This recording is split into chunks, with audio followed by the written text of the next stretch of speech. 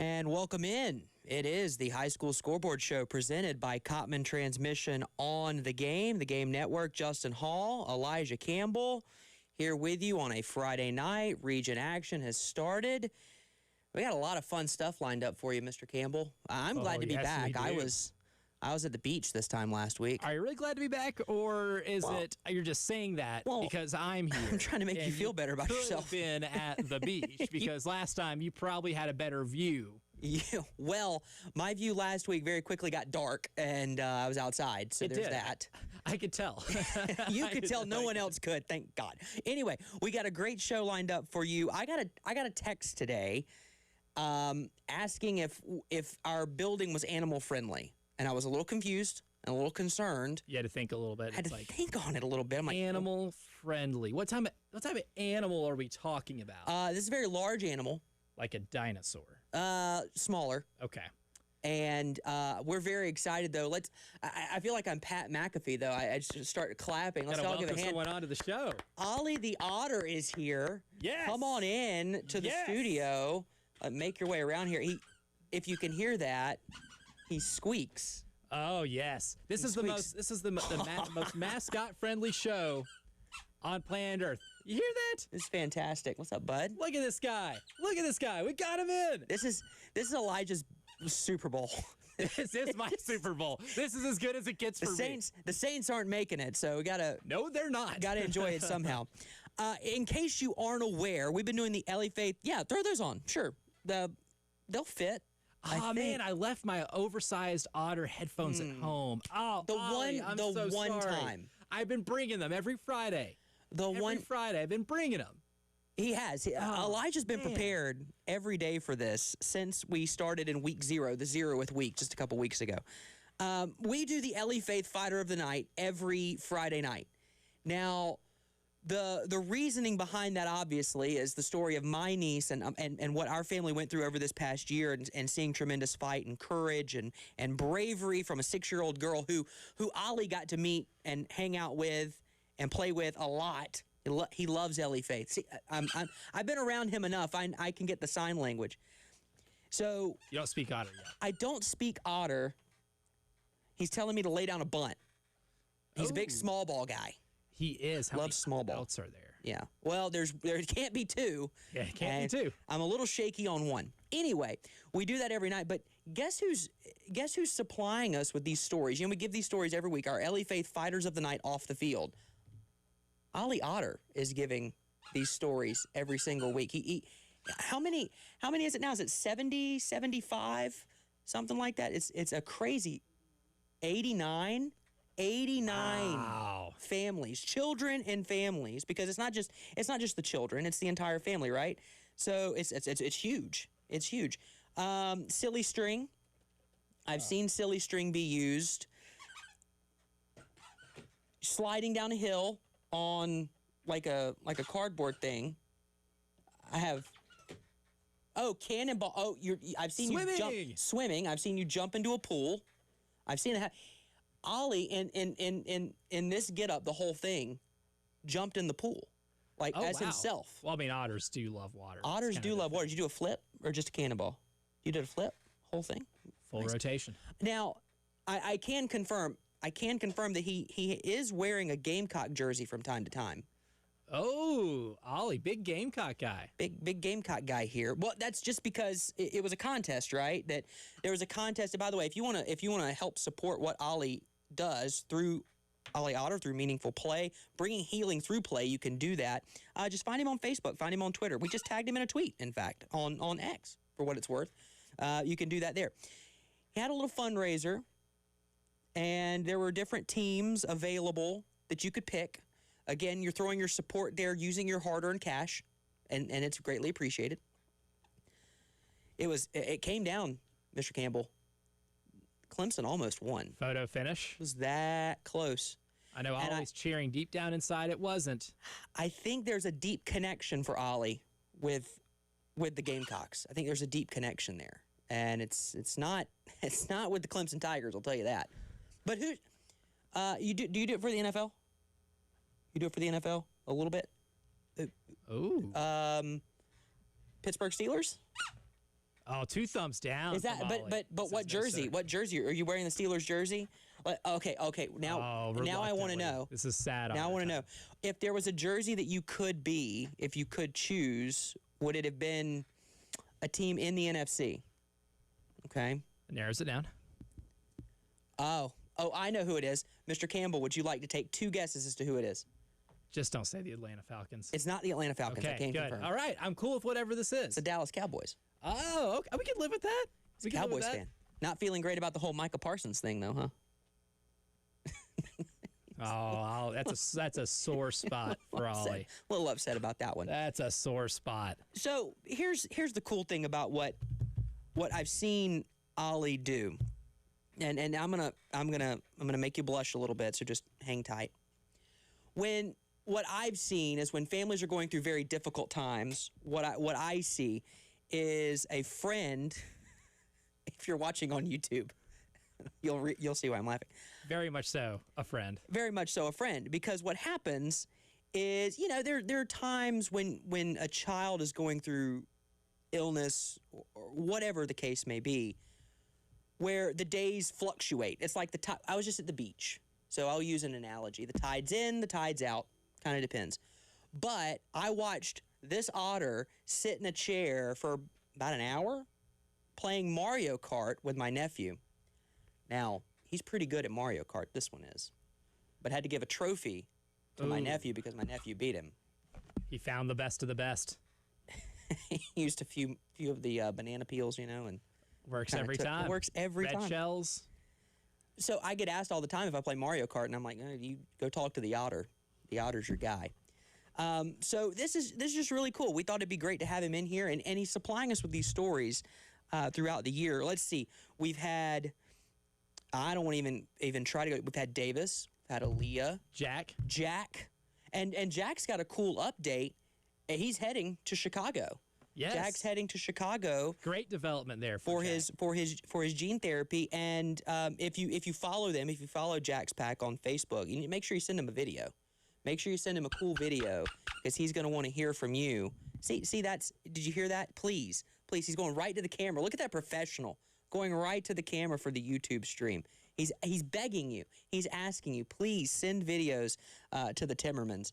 And tonight's a really cool story too. And we'll get to it in just a second.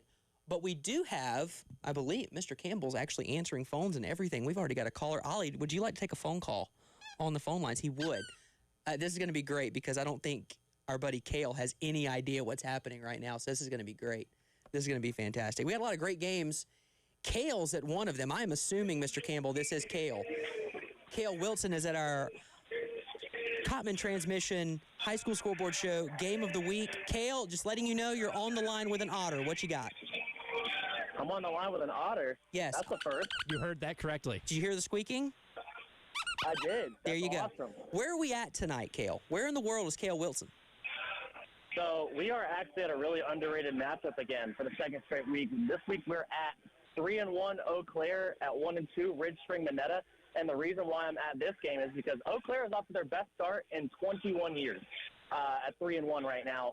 And then Ridge Spring Minetta is coming off a 22-0 shutout victory. But their strength of schedule is a lot more compulsive or a lot more, I would say, eye-grabbing than Eau Claire's because Ridge Spring Minetta's first 2 games were against the Dixie Hornets, who are currently 3-1, and then Saluda Tigers, who are 4-0. So it's very good competition.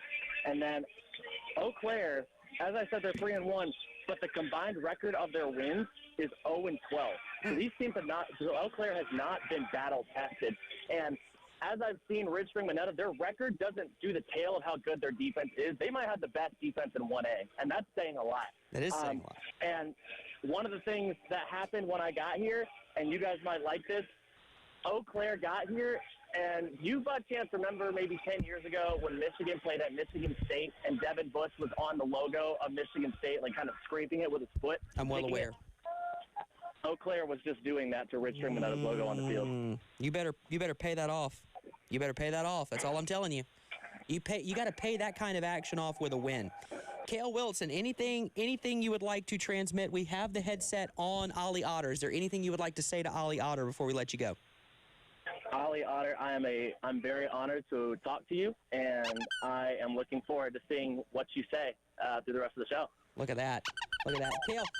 Kale Wilson, Ridge Spring, Minetta, and Eau Claire. Hey, when you get done, Kale, and you give us our interviews at the end of the game, make sure you head over to the Big Mo. Take in a movie. It's a drive-in. You'll love it. I'll try my best.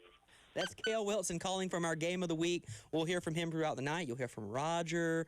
You'll hear from a bunch of different folks. Our cast and crew that normally shows up on a Friday night. A cavalcade of guests, if you will. A cavalcade of guests.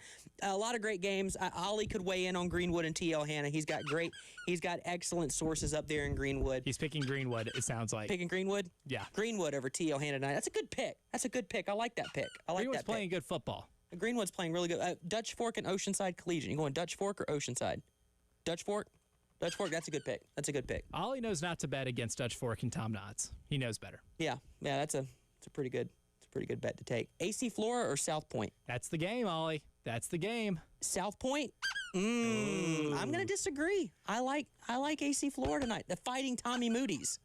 Tommy Moody's. Because Ollie picked South Point, I'm picking South Point. Look at you. That's a good pick. Jazavian Currents, Gamecock commit. Best player in the state. Ooh, buddy. Give me the best player in the state. I'll take it. That'll work. Hey, do we want to get to our... Okay, so every week we have two fighters of the night. We have one who is off the field, and that is the Warrior story that we get thanks to the work that Ollie Otter does and meaningful play. And then we'll have our on-field fighter later on tonight. It's a big-time performance on the field. Who knows who it could be? It could be you if you're actually playing high school football. But if you're not, it can't be you. But let's get to our... We're recognizing true fighters every week. It's time to name the LA Faith Fighter of the Night. Got a false start.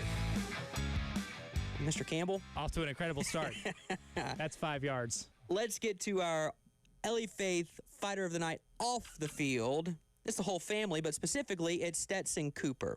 So let's meet Stetson. He's 2 years old and a warrior with a heart full of love and a smile that lights up every room. Born with hypoplastic left heart syndrome, Stetson has endured multiple open heart surgeries, countless hospital visits, and even a heart transplant. But through it all, his joy has never wavered. Stetson loves reading books, playing. He loves music. He loves climbing. He adores kisses from his big brother Colton and snuggles with mom and dad, mom Jessica and dad Wesley. In June 2024, Stetson's fight took a new turn. He was listed for a heart transplant on June 7th, 2024. And on June 29th, he received the ultimate gift, a new heart and a second chance at life. And his family is forever grateful for the donor's incredible gift. Stetson is thriving and busy learning from his big brother and working hard in therapies. Stetson is proof, that love, faith, and expert care can change lives. And his story is one of hope, strength, and an unbreakable spirit. So join us in celebrating this incredible little boy, Stetson Cooper, our LA Faith Fighter of the Night off the field in week number 5. We're awesome. Pulling for you, Stetson. That's an incredible story, and one that has a lot of great hope to it as well. To get that new heart, it's incredible. Ollie, I know it was short, but we really appreciate you being here, bud. It was awesome. Did you find your way down here? Okay, did you make it? Okay, good. Yeah. Well, there is a river right there, so you just had to kind of walk the rest of the way. That's a bit of a walk. That's like a highway for Ollie. Same way we would take 26 to go to somewhere. Ollie takes the river. Less traffic on the river. Yeah, less traffic in the river. Less traffic in the river than on 20. Definitely than on 26 and 126. I think they have fast passes, or you know how like in Georgia they have like the express. The carpool line. Yeah, Ollie's got it like that. So yeah, I could see it. You didn't mind investing. No, not at all. All right, we'll take a quick break. We'll come back. On the other side, you will hear from Swansea head coach Willie Fox ahead of their big matchup with the War Horses of Barnwell tonight. That and a whole lot more coming up on the High School Scoreboard Show presented by Cottman Transmission on the Game.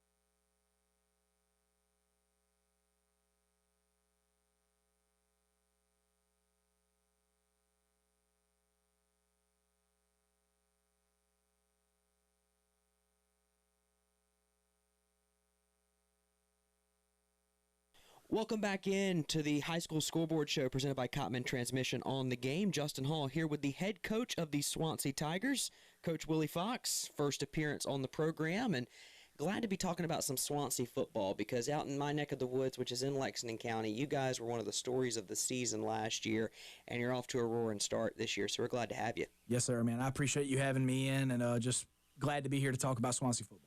So for those who don't know about your program, and we've been covering you guys all season and in seasons past, but you get off to a 4-0 start. Game of the week last week in a lot of respects against a crosstown rival in Pillion. You guys come out with a win, you score, you get the 2-point conversion late, and you win at 28-27. Just take us back to that game on Friday night. That's small-town football epitomized, in my opinion. What was that atmosphere like for you guys last week? Atmosphere was a little enhanced because I'm from Pillion. It's my alma mater. So, anytime we get a chance to play Pillion, there's a lot of animosity there, and it's always been a big rivalry between Pillion and Swansea. So, really good opportunity to win not only win a game, but to make a statement there. Pillion's good. We told our kids that, and Pillion doesn't have a tradition of being good especially past couple years. They're a good football team, and we told our kids that, and I'm not quite sure they believed us until halftime.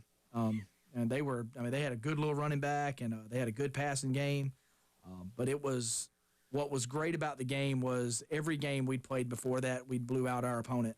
So it was good for our kids to experience something hard. We had to dig deep to win that ball game. So. Yeah, going into week 4 last week, I think Elijah and I mentioned this on the show last week. You guys had surrendered 7 points all season long. Touchdown, 1 in 3 games. So now your team hits some adversity in a high-intensity ball game. How do you feel about your team now compared to how you felt about them before? Now, again, the layman fan would say, well, you won 49-7, 54-0, 35-0. The layman fan would say, I'd feel really good after those 3 weeks. I'd be a little concerned after week 4, 1-point win. But you're the coach. You're with the guys. Do you feel better about your team after that battle than you did in the first 3? Absolutely. We're really young. We're talented, but we are very, very young. We've got a lot.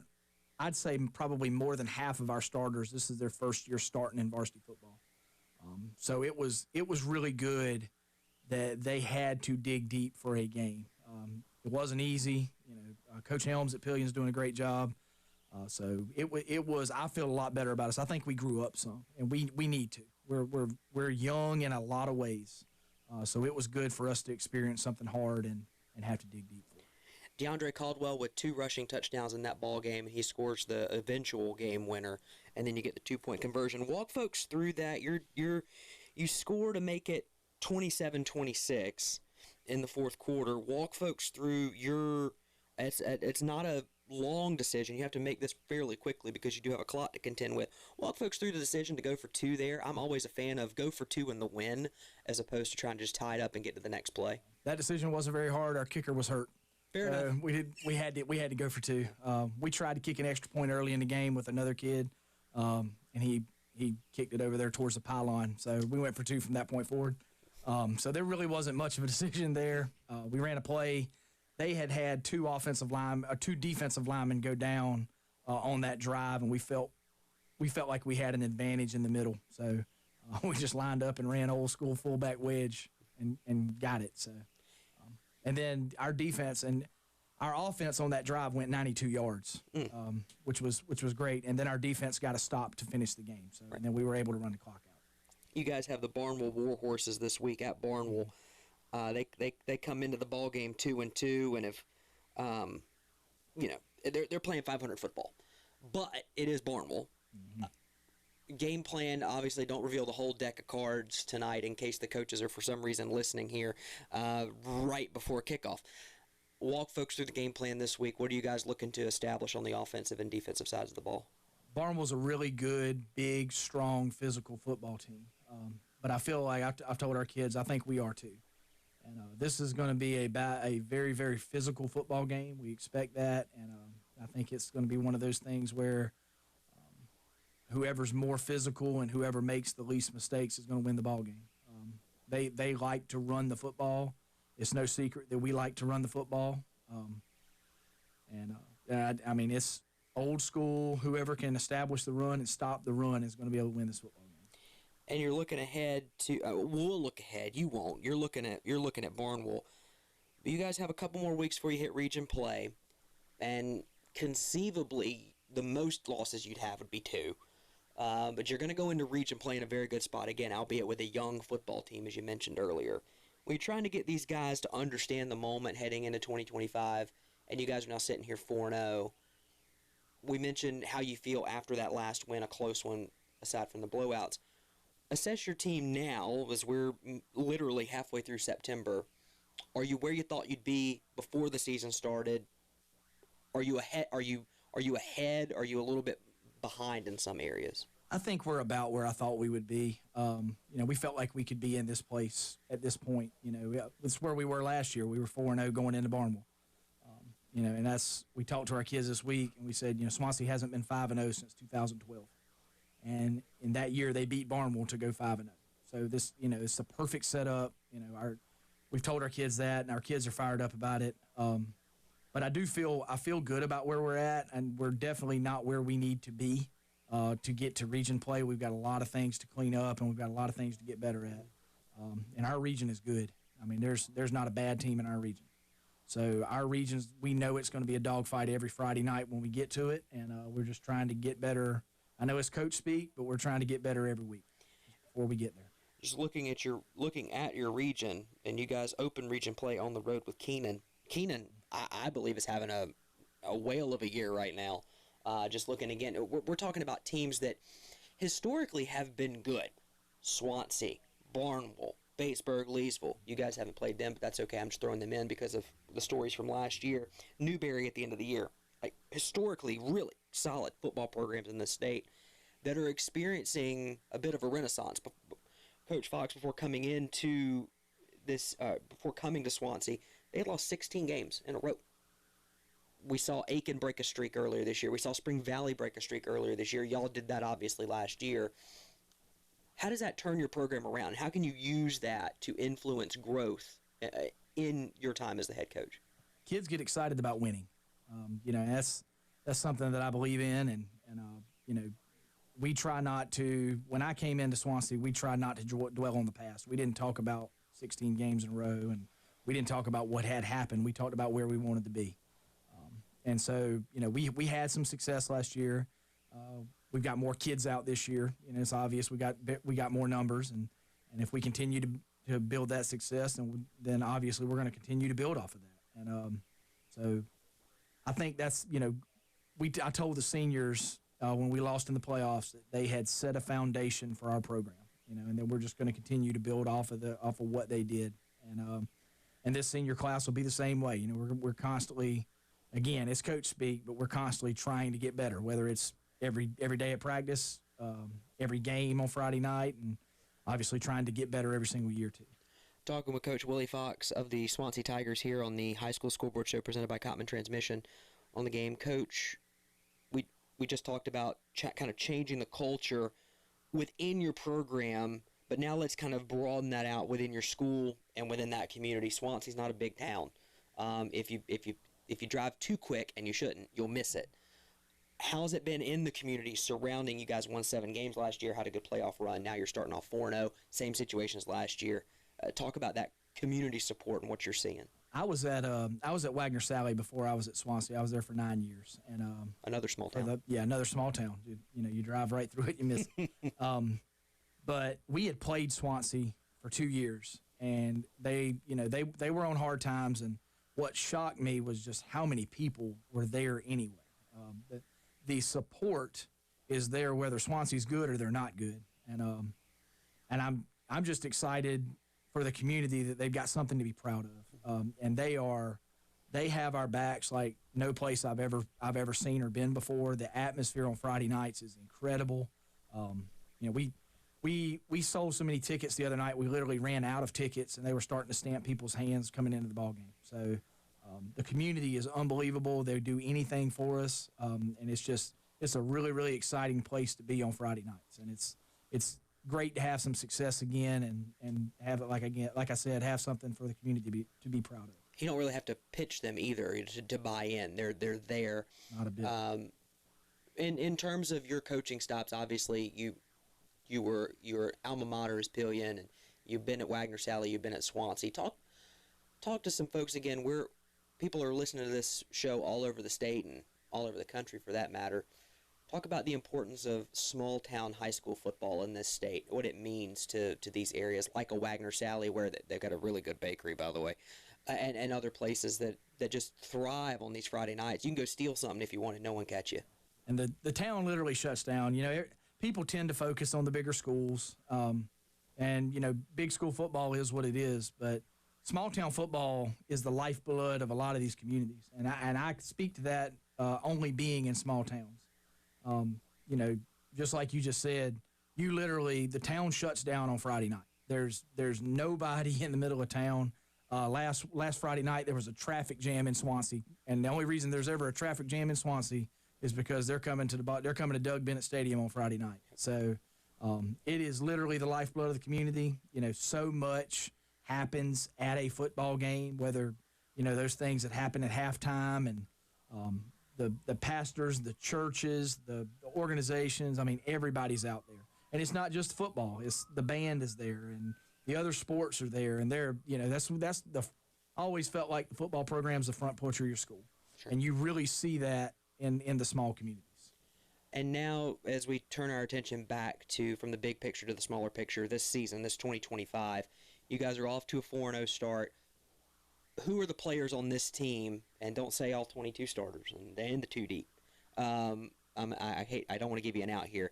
Who are some players that folks need to keep an eye on as they're listening to our show tonight, as we're talking about the score of this game, and as we go throughout the season? Who are some names that folks need to be aware of? We are a young team, but we have a couple seniors. Our linebacking core is all seniors. William Geddes is our leader, and he has been the leader since I got there. When I came in in March, I can't remember what month it was. When I came in, he was a sophomore, and he was the leader of the football team then. And he has been our leader the whole time. He's a vocal kid, sets a great example, and he is a dude on the football field. He just will come downhill and smoke you. He is a really, really good high school football player. Another senior that is a very explosive offensive weapon for us is Dante Caldwell. No relation to DeAndre Caldwell. A really good running back for us, and then he's playing a lot more defense for us as well. Speaking of Caldwell, DeAndre Caldwell, young kid that's playing really at a high level for us. State paper nominee, player of the week. And then we've got a young quarterback named Kendall Wright, and Kendall is going to be a really good football player. Again, a sophomore, first year starting, and every game he gets better. And we're pretty good up front too. We got a senior up there named Charlie Moody. We've got another kid that's a sophomore, but he was a starter last year as a freshman, named Kevin Seitler. And I could go through everybody. Sure. I'm not, I'm probably going to miss somebody. They'll let you know. I'm sure they will. But we've got a lot of talent. It's just a lot of it's young, and it's going to be there's a couple guys that are going to be really, really special that everybody's going to know who they are here in a few years. You mentioned, and last couple seconds here with Coach Willie Fox from the Swansea Tigers, you mentioned a lot of youth on this team. How encouraging is it for you as a head coach in year number 2 in your time at Swansea to have a young team like this experiencing success after the departure of a lot of seniors? Right. It's really exciting because not only are we having success now, you expect to sustain that and build off of it every year. It's not like you've got 25 seniors and you got to get it done this year. Now we still feel that pressure because all you're worried about is right now. But we feel like we've got something to build off of here for the next several years. That's Coach Willie Fox of the Swansea Tigers. They are off to a 4-0 start. They got the War Horses of Barnwell tonight, and they are on the road. So Swansea might have some nightlife outside of Doug Bennett Stadium tonight. Coach, best of luck tonight. Best of luck the rest of the season. We appreciate you joining us. Yes, sir. And the whole town follows us to Barnwell anyway. Yeah, fair enough. So you can still go out and do whatever you need to do down in Swansea. Just don't do anything illegal. Please just keep it sane, folks.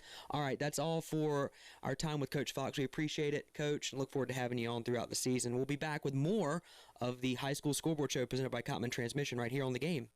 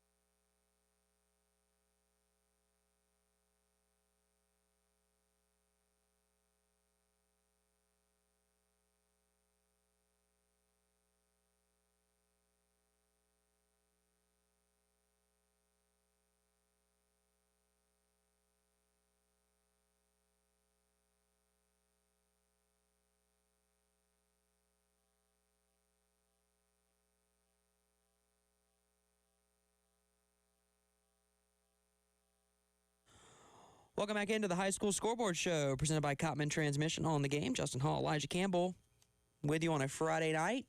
The phone lines are open for you, 803-404-6100. The Otter has left the building. He swam on out of here. What a treat. Left a signed picture for me, though. You got one, too. We have autographs. If you're watching on the YouTube Proof that stream. he was here. Proof that he was here. Here it is, right there. There it is. And he's able to sign it. It's impressive. And he doesn't have thumbs. Yeah, he's only got 4 fingers. I mean, I guess that 4th one would count as a thumb. It looks like a thumb, but it's not really a thumb. Purposes of a thumb, but without the full capability and range of motion as thumb. I will say we have news. Football has started in South Carolina. It is 7:34 on Friday, September 19th, 2025. So we're playing football. In front of me, I've got Newberry and Fairfield Central. Oh, that's such a big game. That's juicy. I've got BC and May River in front of me on the YouTubes. That one probably won't be here in about 5 minutes. Sorry. Yeah, just give it a couple plays. Sorry about it. Hey, Airport won't lose tonight. They don't play. All right, so I also they can't lose. They cannot lose. I'm efforting, but I don't think they can. And I can say these things because I'm an alum. I do have an update for you, courtesy of Matt Zenitz from 24/7. I'm sure others have reported this, but this is the one that I saw. Availability report not out yet from the SEC, but Matt Zenitz says shouldn't come as a surprise, but I've been told that Lenoris is good to go for tomorrow and will start in Columbia, Missouri against the Missouri Tigers. That's big news. Take that how you will. Do with that information what you may as well. Hey, R&E is kicking off against Camden tonight. R&E looking for their first win of the season. Camden looking to rebound from that absolute drubbing they took at the hands of Ridgeview last week. AC Flora is hosting South Point tonight. That, my friends, is a region opener for those two teams because AC Flora and South Point are in the same region. Make it make sense. I got this for you. Coach Collins from South Point tells us, I told a member of the media, that member of the media would be Chris Miller from WRHI up in the upstate, that AC Flora has, quote, the biggest offensive line and defensive line we will see this season. Folks, they opened with Huff in week 1. And AC Flora, to them, has the biggest lines of scrimmage they will face all season long and that they have faced up until this point. I predict that game will be a defensive struggle. TBD if that comes to pass, because when I usually make those kind of predictions, it breaks the other way. But South Point's number 1 in 4A. AC Flora is number 4 in 4A. North Augusta is hosting Gilbert tonight to open the season and open region play, They're number 3 in 4A. We just talked to Coach Willie Fox. How great was that? Coach Fox is first time he's been on our program, and I told him that coming in. I said, listen, you've given us a reason to talk Swansea football, and I appreciate it. Yeah. They lost 16 in a row before he got there. He comes there 7-4 last year, off to another 4-0 start this year. Still in the club. They were 4-0 last year, and then they played Barnwell and lost 14-7. But they're outscoring their opponents in you ready for this? 166-34. And I'm about willing to bet most of those came last week against Pillion in terms of the points against. 27 of those came against. Yeah, so 7. So out of that game, but you can't keep your offensive stats. Anyway, really good season for Swansea so far. Looking forward to that game. I've got them written down. How about Laura Richland going to Darlington? Our Darlington Falcons are hosting Laura Richland tonight. Laura Richland's got a documentary coming out about them. It's interesting. Really? Yeah, I'll show you the link later. Okay. That wasn't in our show notes. Northwestern lost a heartbreaker to South Point. I got a little bit more information about this game from Chris Miller this week. I was chatting with him yesterday, in fact. And he said, Justin, I don't think you understand how the last bit played out. You remember how this game played out? Northwestern had the lead. South Point scores late, but then all of a sudden Northwestern's at the opposing 25 with 4 shots at the end zone to win it. So, Jazavian Currents pulls off a Lenoris Sellers 2024-esque play. I gotta categorize it now. And slips a tackle, dumps it off, running back scores from like 44 yards out. At the game were dignitaries such as Jadeveon Clowney, Benjamin Watson, and other NFLers or former NFLers. They spilled onto the field in celebration. Flag forced South Point back on the kickoff, and then Northwestern ran the kickoff to the 25 and then couldn't convert. Oh, wow. Score. That could have been Jadeveon Clowney could have cost his alma mater a game. Yep. Could have. Wow. I'll avoid the news that's in the... Anyway, so Northwestern, coming off of that tough loss, is going to Nation Ford, take on the Fighting Jake Bentleys of Nation Ford, also called the Falcons, who are 3-1. But together. A Bentley-coached football team is 1-8 against Northwestern. Ooh. Remember Bobby Bentley? How good those Burns teams were?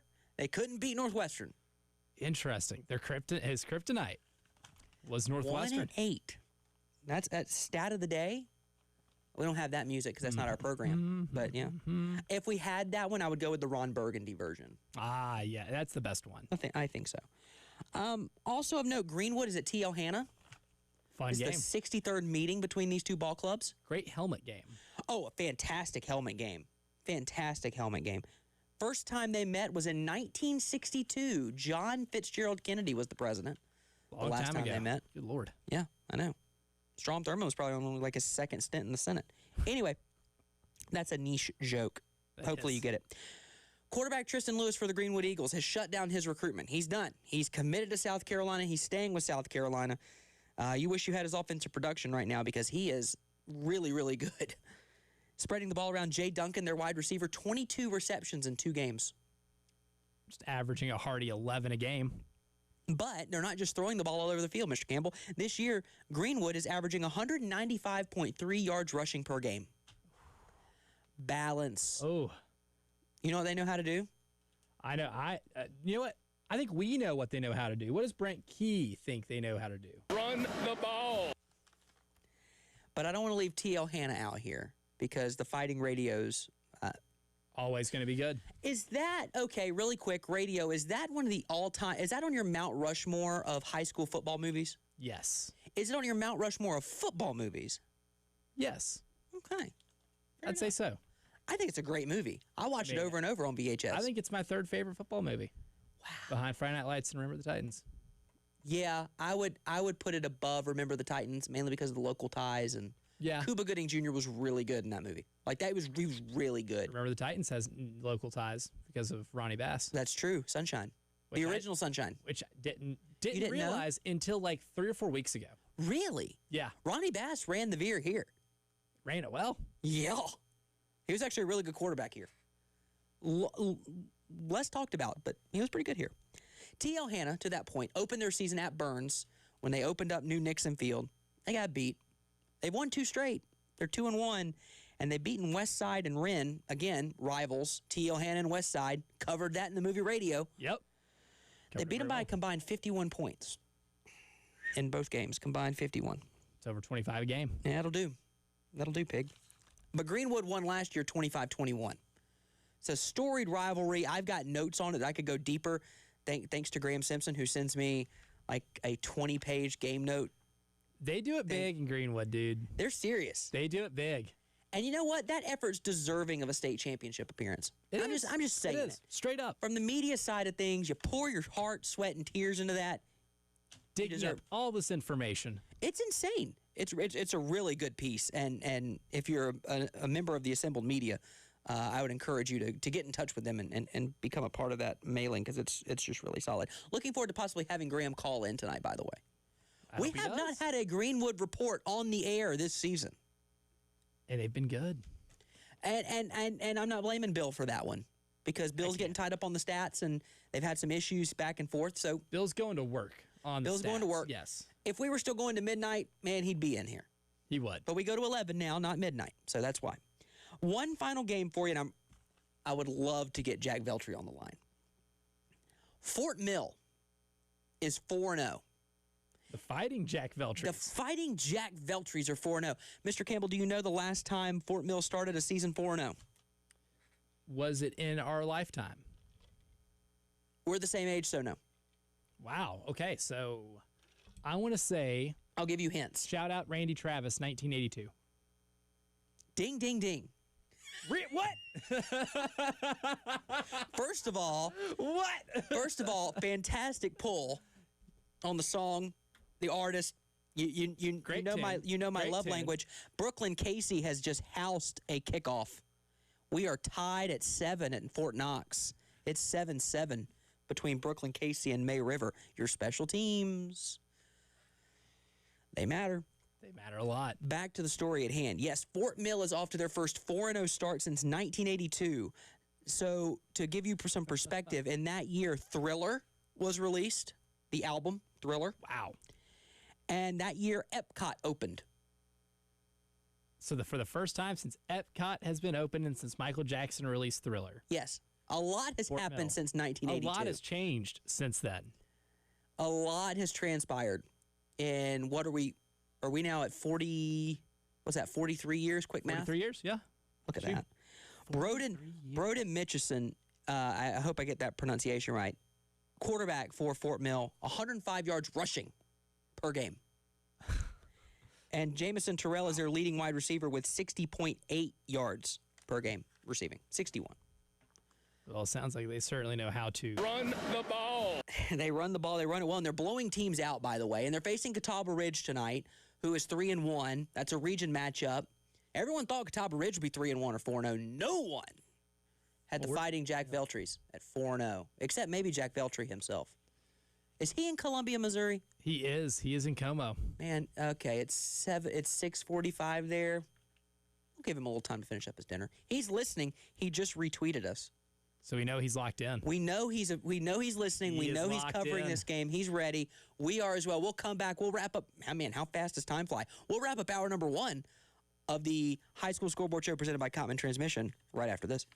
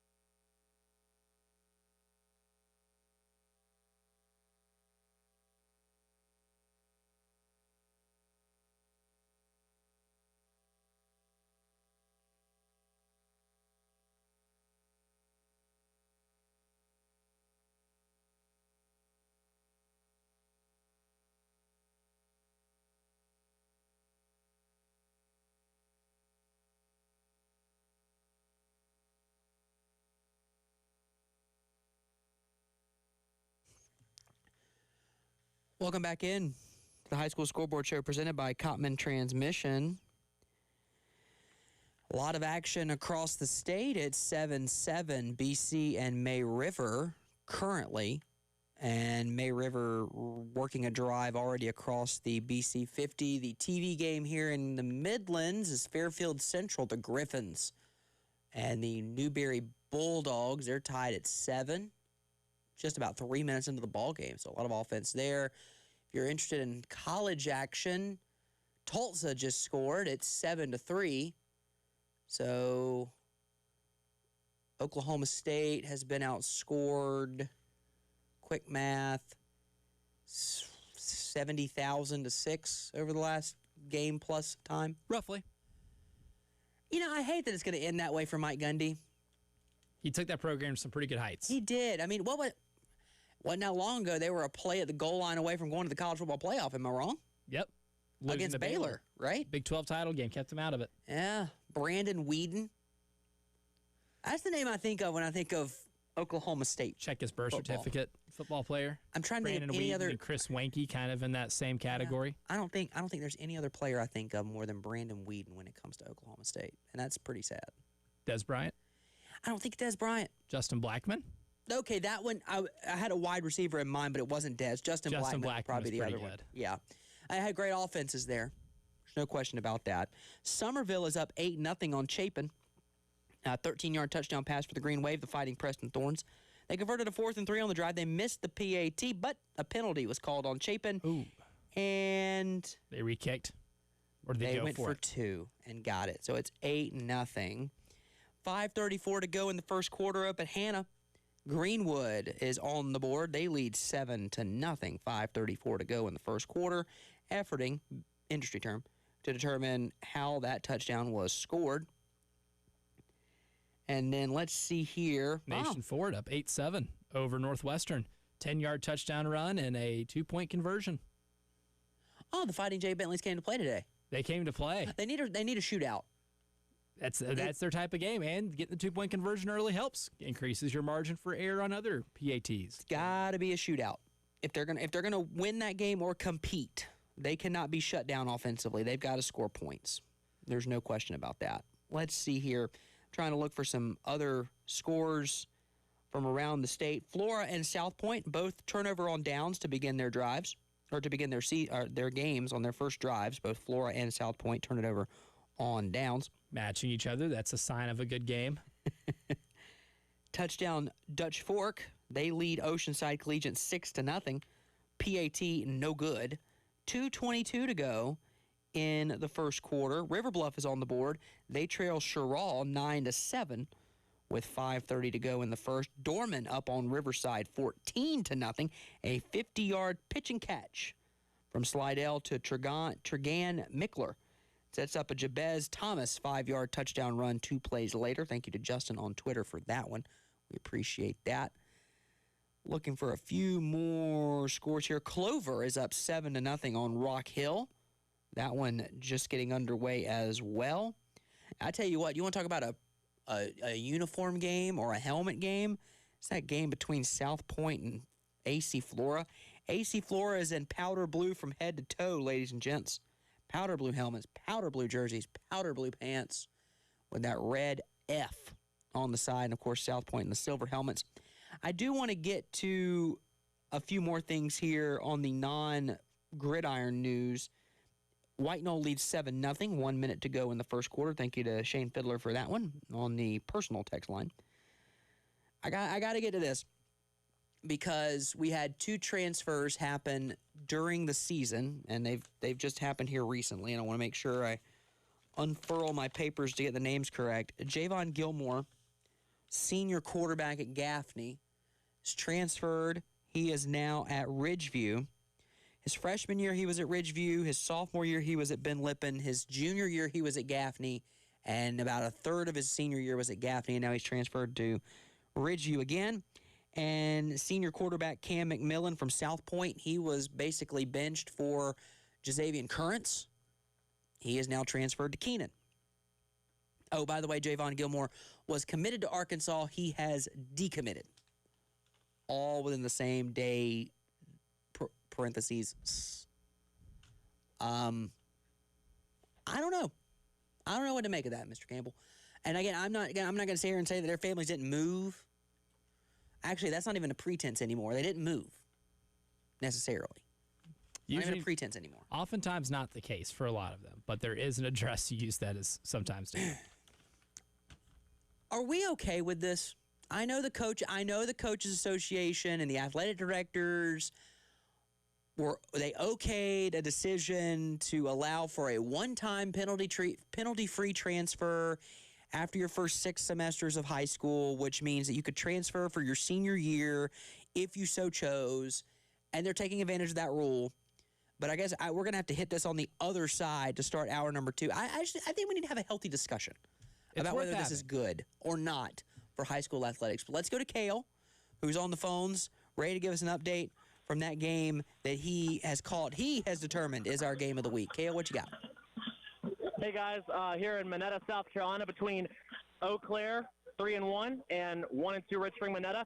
We're deadlocked at 0, but after a nice punt return and a nice first down run, the Shamrocks now face the Trojans on Eau Claire's 25. So the Trojans are driving here, ball on the 25, third down and 4.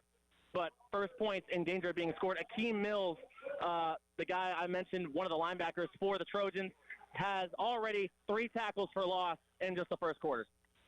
Wow. Stellar first quarter performance there in a defensive battle. No kidding. Now, you're in Monetta, not Ridge Spring, correct? Correct. Get those right. It's important. That's a fun game. I'm really impressed by Eau Claire early on, Kale, and I'm looking forward to seeing how they perform tonight, obviously. Early in the region season, but I'm liking that Shamrock team. Yeah, they definitely look good on defense. They're definitely not afraid as they've looked. They looked a lot different than they have in the past decade. Ridge Spring Monetta did pick up a first down on that third down and 4, so it's now first down at the 15 of Eau Claire for RSM. They're marching. Well, we'll definitely hear a score update here soon. Kale, appreciate you, brother. Looking forward to hearing from you here in a little bit. Thank you, guys. Good stuff. That's Kale Wilson from our Game of the Week here on the High School Scoreboard Show. We're wrapping up hour number 1. We'll come back. Hour number 2, we'll have the conversation about transfers in high school football on the High School Scoreboard Show on the Game.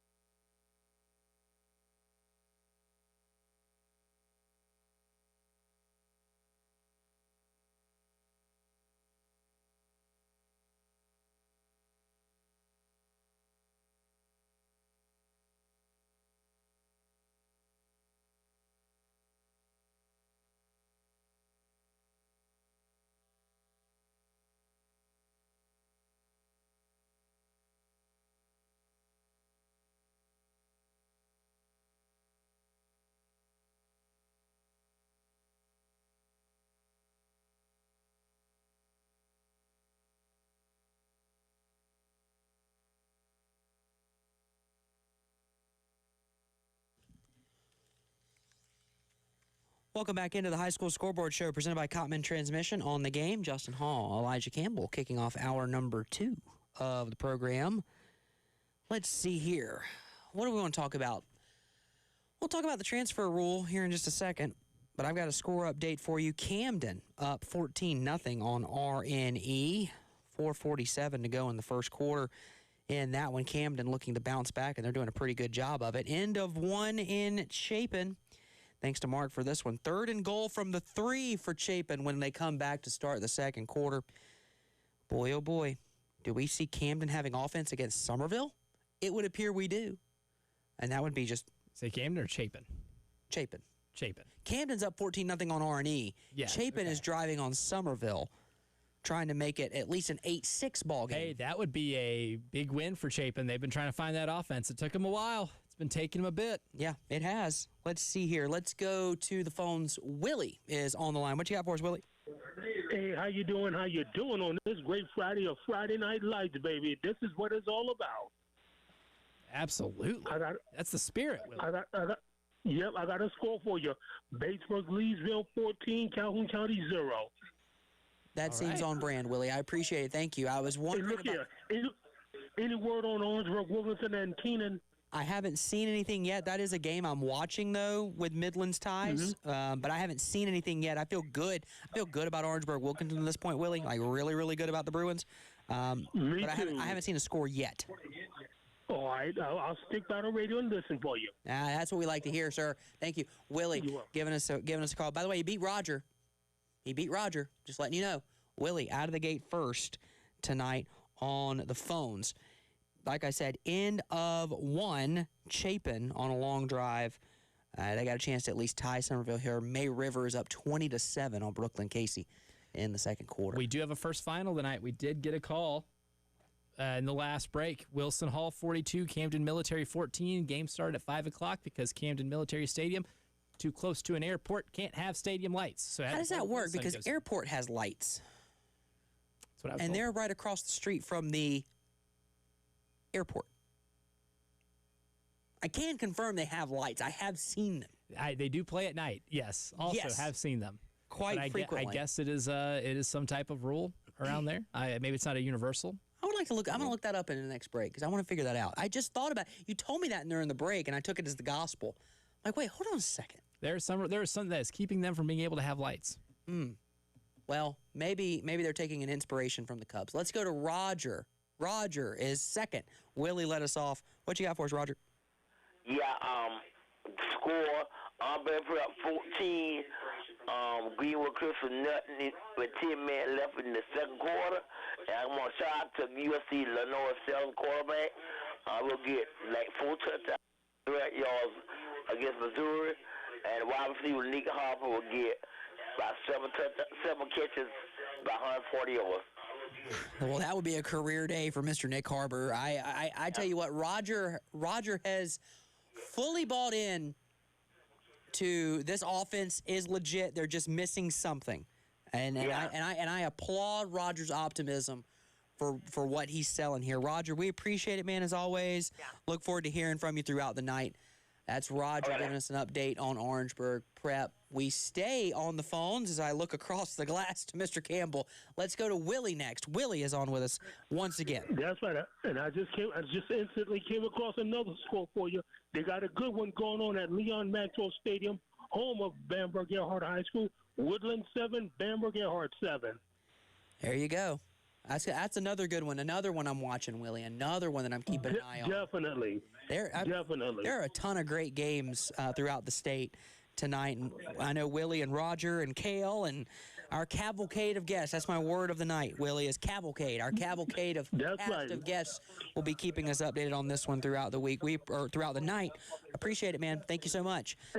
And we're all 4 generals in doing this. There you go. No doubt about it. Seasoned pros, if you will. More scores for you as we were waiting. We have word that it's a possibility that Lenore Sellers is starting tomorrow. I'm still waiting to get that SEC availability report because it's not an injury report. It's an availability report. Greenwood is up 14-0 right now on TL Hanna as they are starting to pull away in that one. Beaufort leads over rival Battery Creek. What a beautiful night it is down there in Beaufort for that game. It's 14-0 Beaufort. And Daniel leads Clinton 10-7. The Red Devils off to a not-so-great start this season. They're trying to right the ship. James Island leads St. James 21-0. That one with about a minute left in the first quarter. And let's see here. Walhalla just got on the board, but they trail Liberty 13-7. That one is starting the second quarter there between those two ball clubs. Looking for a few more here. End of one in Westwood. Westwood leads Blythewood 7-3. Distance between those two stadiums, 5 minutes. And they play Fornax. Did you get the AC Flora score? It is 6-0 AC Flora. Yes. They missed the extra point. I'm tracking these. Listen, my scoreboard, my online scoreboard is not great. It buffers too infrequently. I don't like it. So I'm relying on Twitter. And I have an update on Twitter from Mark talking about Chapin. Chapin's third down play, wide receiver catches in the end zone, falls out. For some reason, it was spotted on the 1-inch line. Then there was a penalty. Then there was a blocked field goal. That long drive from Chapin gives nothing. It is 8-0 Somerville with 10:16 to go in the first half. Brutality, the epitome of brutality. It's like losing a bye game in college basketball. Update from Shane Fiddler on the personal text line, 13-0 White Knoll over Cane Bay. 9 minutes to go in the second quarter there down in Cane Bay. How about this one? End of one, Burns leads the Generals of Wade Hampton of the Upstate 21-0. And again, I'm not going to tell you I'm right about everything, but I've been right about two things so far, and that's Greenwood's very good right now, and so is Burns. Burns' one loss is to Irmo in a game where Burns had uncharacteristic mistakes and sort of, I don't want to say gave the game away because ultimately Irmo took it. But man, that's a game you look back on, you're like, oh man, Burns probably should have had that one. End of the first quarter at Nation Ford. And Northwestern is out in front. Coach Paige Walford's team leads Jake Bentley's 14-8 at the end of the first quarter. Looking for a few more scores here. End of one, James Island up on St. James 21-0. Let's see here. No availability report yet. Gaffney and Boiling Springs. Looking for an official score here. Gaffney is...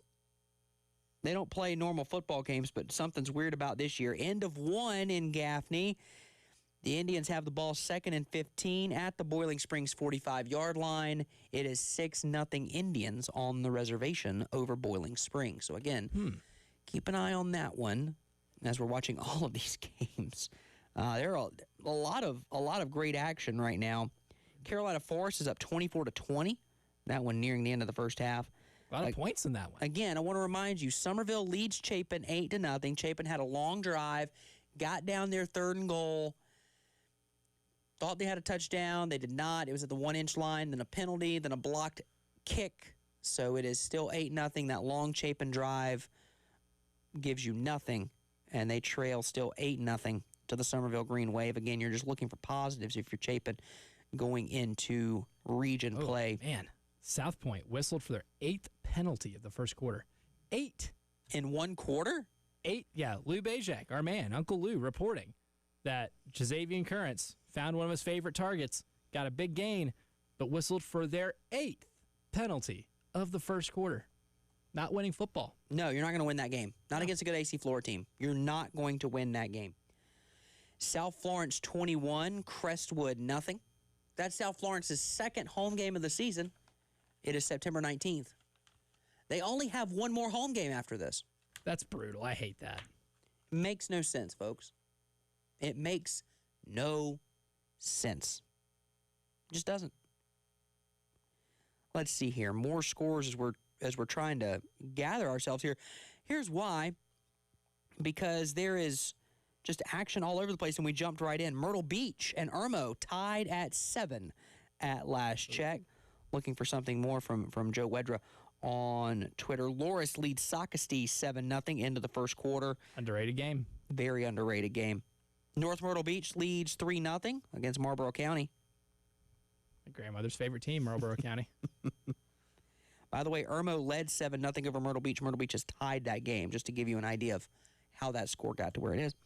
How about this one? Conway, 8-0 over Aner. 47-yard touchdown run on the first play from scrimmage. Conway's no offensive streak is over. No offensive touchdown streak is over on the first play of the game. Man, could the Gamecocks use that tomorrow? Ooh, buddy. A 47-yard touchdown in the first play? Well, yeah, but my only problem is that could happen, and then they'd just go turtle for the next 30 minutes. They do have, a grand total of 15 offensive drives in the first half of their games this year. They have scored touchdowns on 2 of them. Yep. And 2 of those just so happen to be the opening drive of 2 of their 3 games. Yeah, first drive makes you think, ooh, man, they're cooking. Here you go. And then nothing. Let's go back to the phones. All right, our competition has started. Willie's back on with us. What you got, Willie? How you doing? Hey, good news from Columbia, the Metro. My Orangeburg Workers Bruins 14, W.J. Keenan, or should I say William Jefferson Keenan Raiders 8. Also from the Skeezer League, Calhoun Academy 14, Andrea Jackson Academy nothing. Orangeburg Prep 13, Greenwood Christian 7, Baptist Hill 6, and Bethune-Bowman 0. That is an all-star effort. Oh, also. And also, Blackfield Hilda 7, Demarco 0. That's an all-star effort. That is. Wow. Did you write all those down? I did not. Yeah, I'm writing it down. I'm writing it down as we speak. I don't play. I'm like you guys. When it comes down to business, we like Big Daddy Kane. We get the job done. Well, I'll tell you this. In honor of playing in Columbia, Missouri, Willie standing on business. He is. Standing on business. Standing on business, Josh. All right, thanks, Willie. We appreciate it, man. That is Willie with an all-time report. And again, if you missed hour number 1, you missed segment number 1, you missed Ollie Otter being in studio.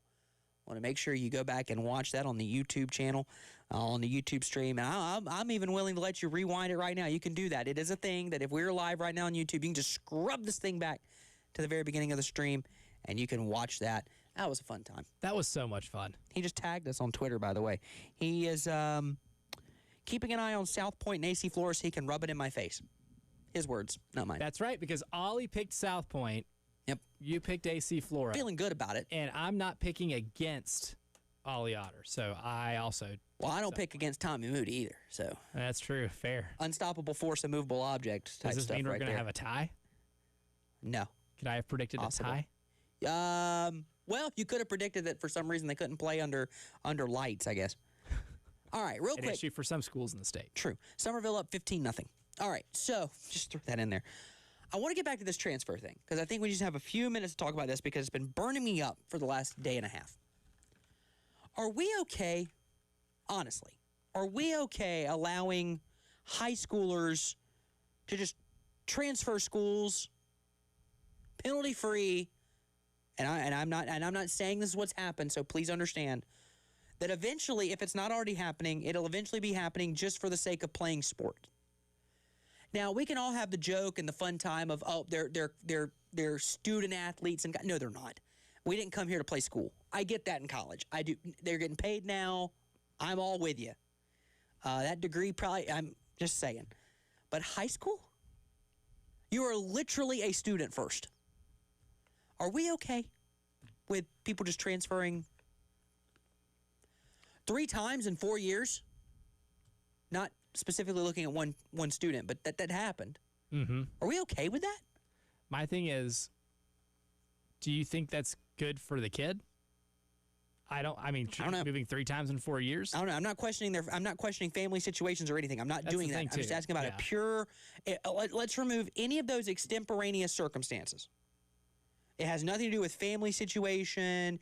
It has nothing to do with a player experiencing homelessness or DSS placement, death in the family, family illness. I am sensitive to all of those things. Mm-hmm. Just pure, plain and simple. I'm leaving X school. Okay, I'll use it. I'm leaving Conway to go play at airport. Well, what are we doing? I'm not going to sit here and tell you that airport's a better school than Conway when it comes to scholastics. I'm not going to do that.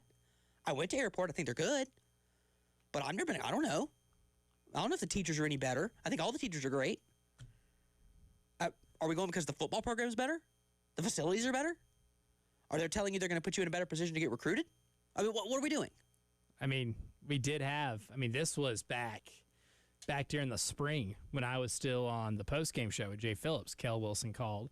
He was doing his reports from the Carolina 7-on-7, and he was telling us about how one kid was driving 25 minutes to school because he transferred there to play sports. I'm like, that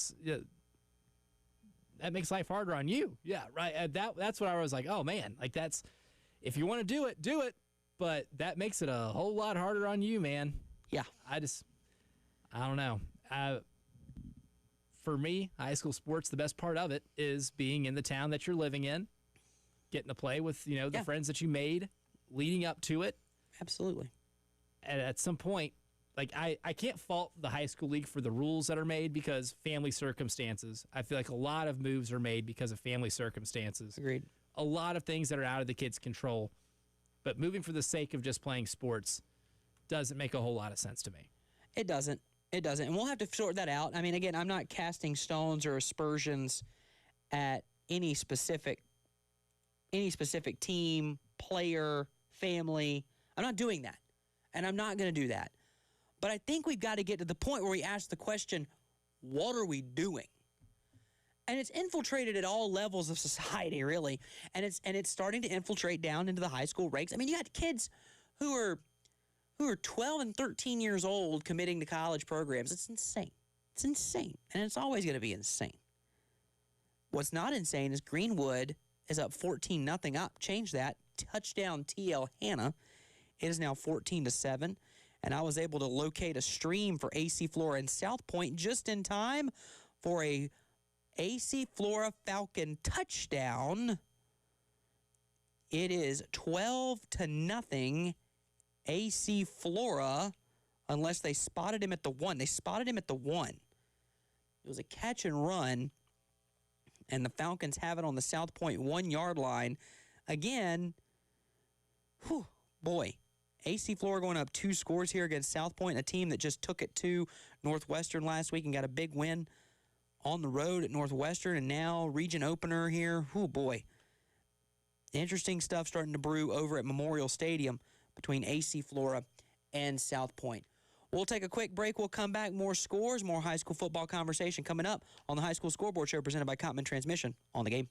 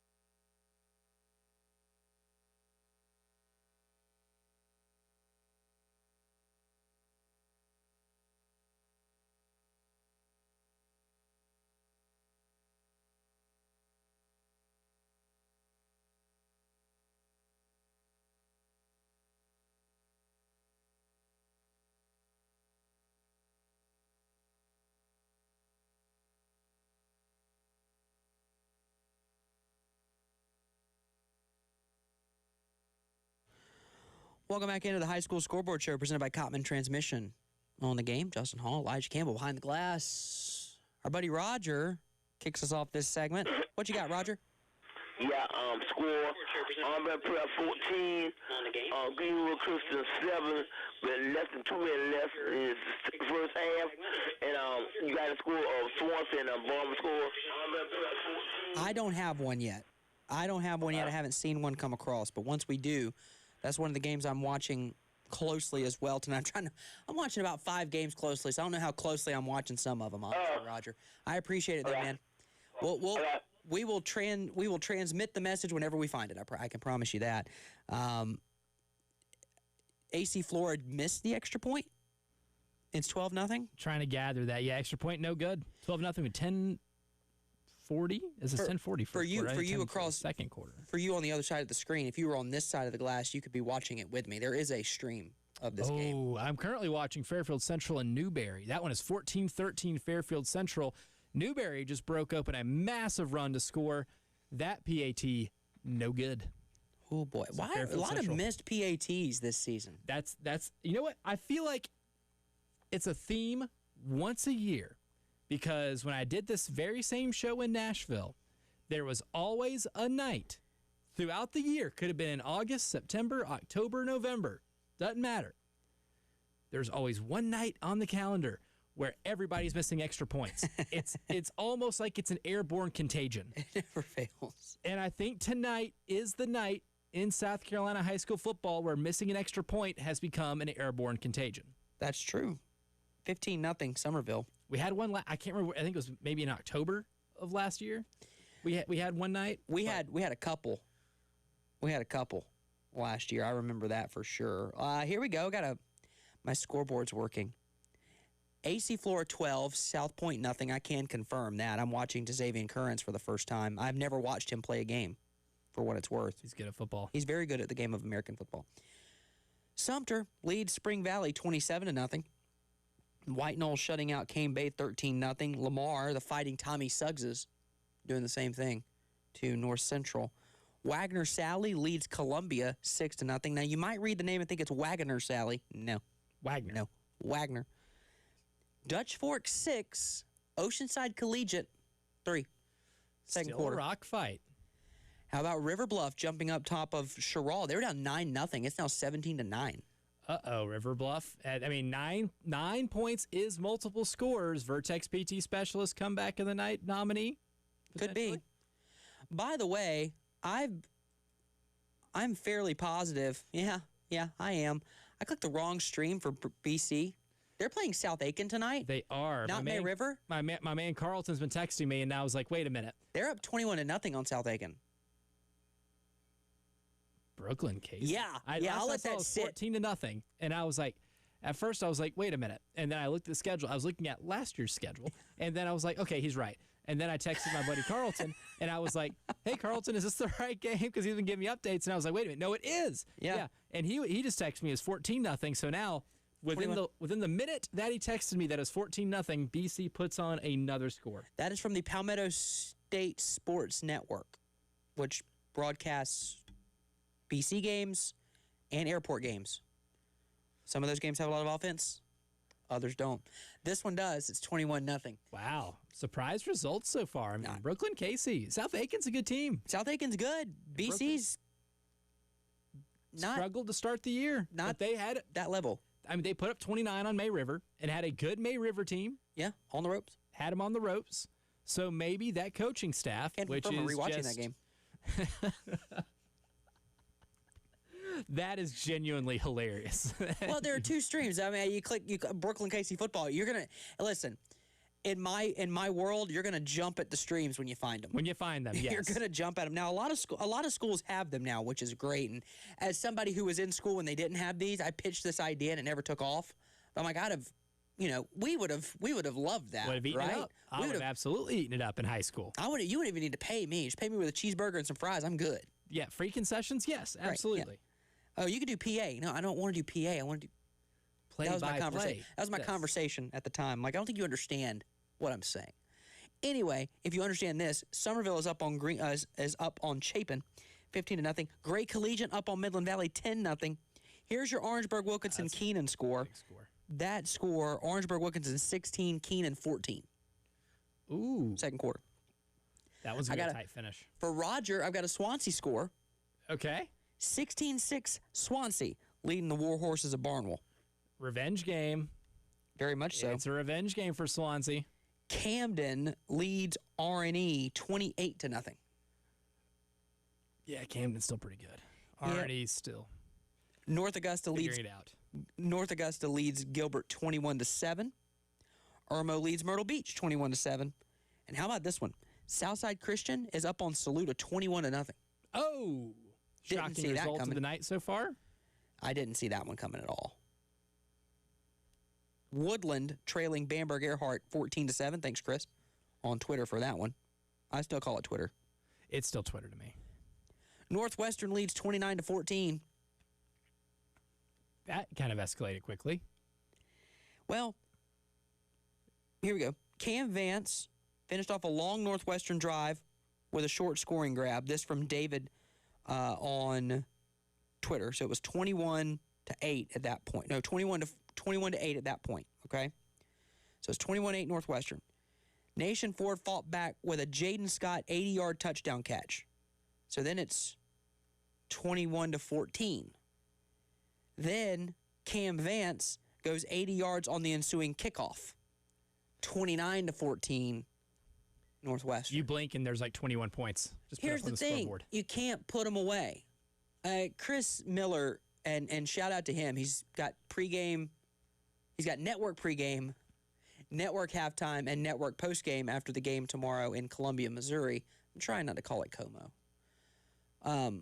He's got that going on. He gave me a tremendous stat yesterday about Northwestern. Since 2020, Paige Walford's team has lost 6 games. 6 games, and now we're in year 5 of the decade. So. That could 6 or 9. Either way. I mean, that's still. Now we're in year 6 of the decade. Pardon. Yeah, technically, yeah. And he's only lost about 6 to 9 games. Yeah, somewhere in that realm. I can't remember what the number was. That's pretty good. So what we saw last Single Friday digits. night is an anomaly. Yes, really, it is, and it takes ridiculosity like it did for it to happen. Ridiculosity is a word, I think. We'll make it one. Why not? I got the power to do that, right? Just the same way Newberry said, we'll make this game our lead. We'll take it. Because they just scored a touchdown. It's 20-14 Newberry over Fairfield Central. 7:40 left to go in quarter number 2. Man, that's not really a uniform game. It is more of a helmet game, though. Great helmets. Yes. Great helmets. Best helmet in high school football in the state of South Carolina. Incredible looking stadium. Not because there's a lot of crazy amenities, but because there is a large embankment, like a large hill around the stadium. That's really cool, like a big old grassy knoll. Mm-hmm. Newberry is a really interesting place. Just in totality. Can't say I've ever actually spent time in Newberry. You've been through it. But I've been through it. Right there on 26. Driven right on past it.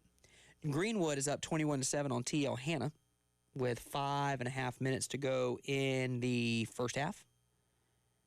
Gaffney just got an interception. Hillcrest is up 3-0 on Malden with 6:50 to go in the first half.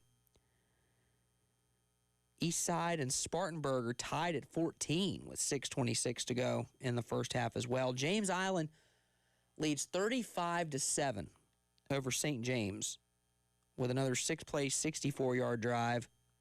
R&E trails Camden 28-8 as they are nearing the end of the first half. Well, they got on the board. They got on the board, but I don't know if they're going to be able to get on the board enough to compete with Camden. Looks like Camden took that loss last week personally. I believe they did. All right. I'm going to make a business decision. Let's go to Roger first on the phones. Roger, what you got?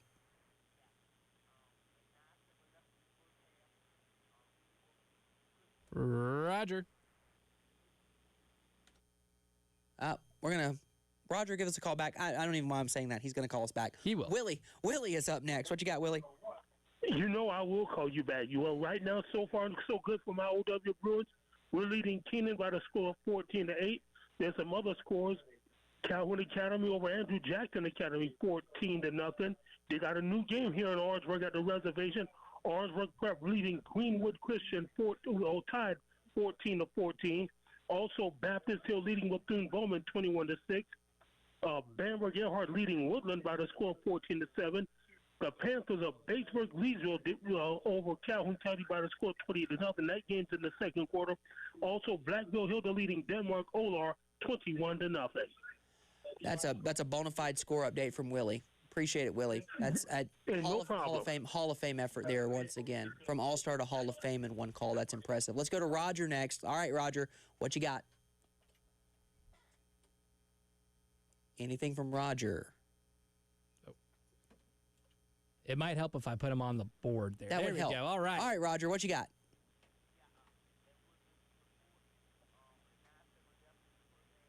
Still having trouble with Roger because I'm hearing him faintly, but I can't hear him well.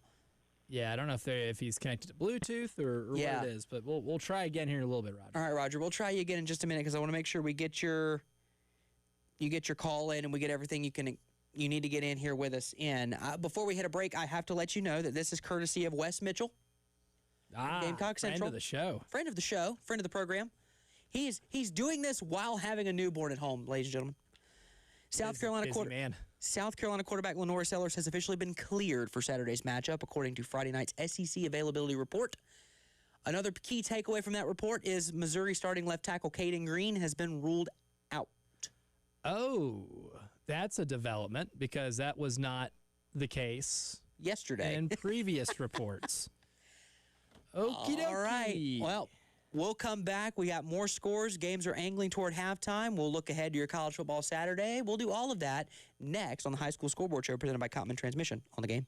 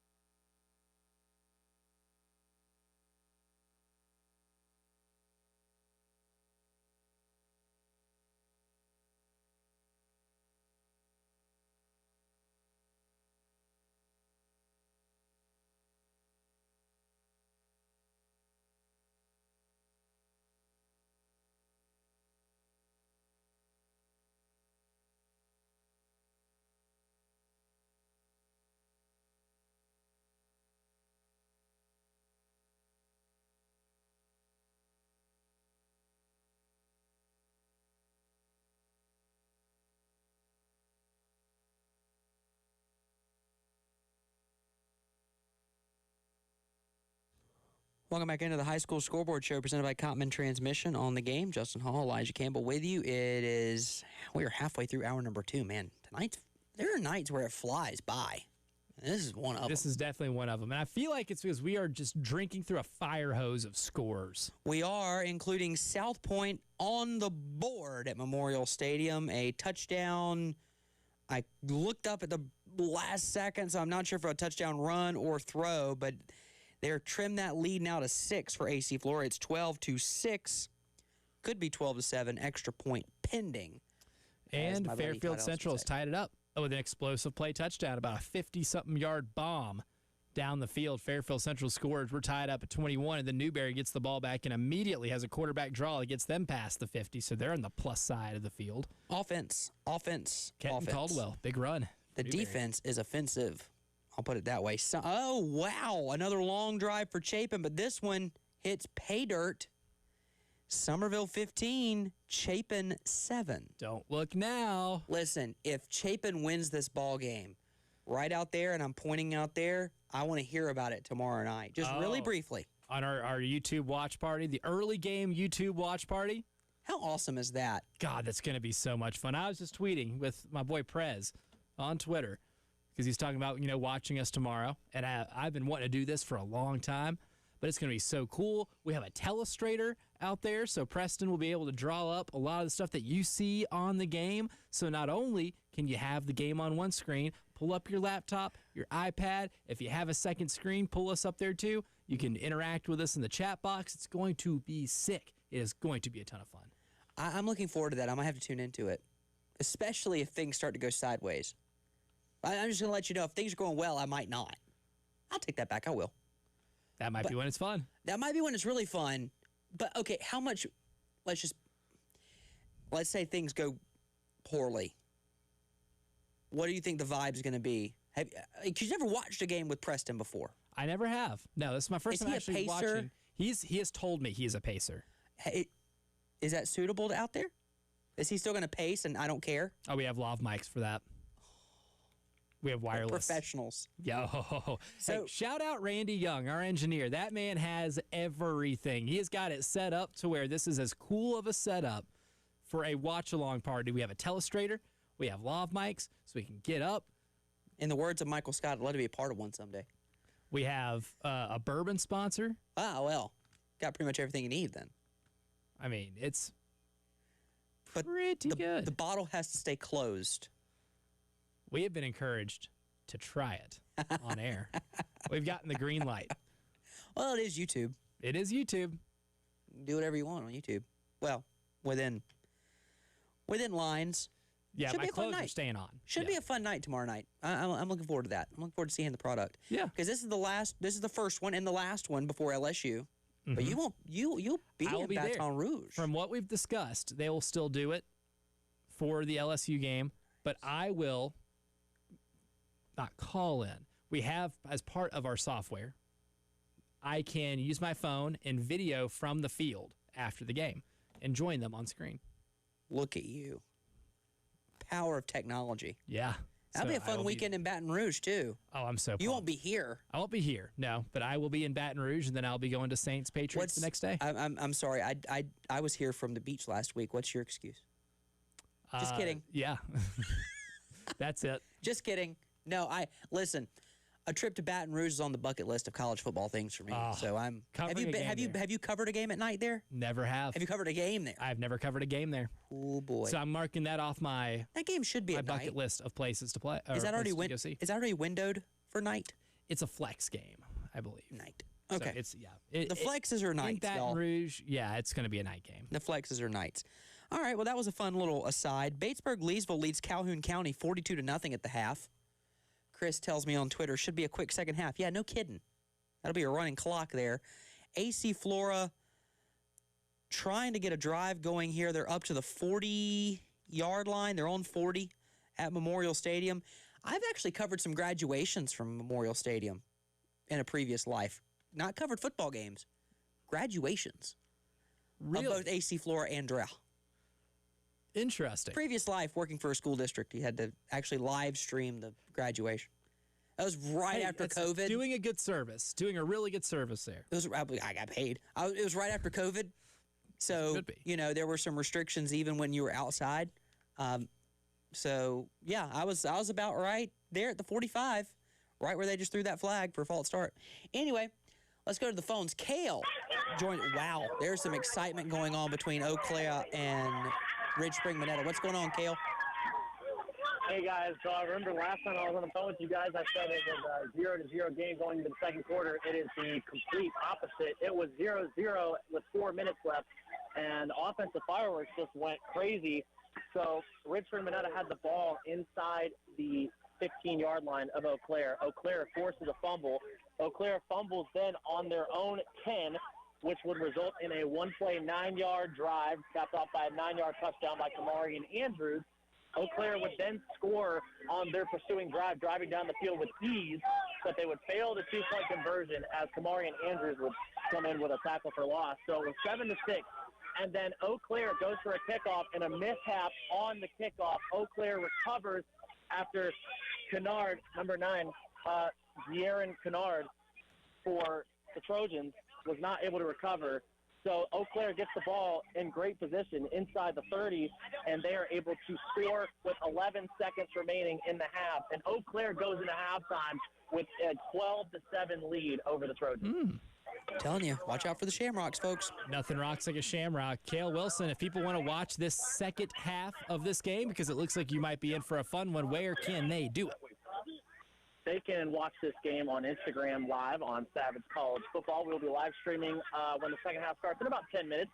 So have yourself a high school football party. Listen to the High School Scoreboard show on the best radio station on the planet.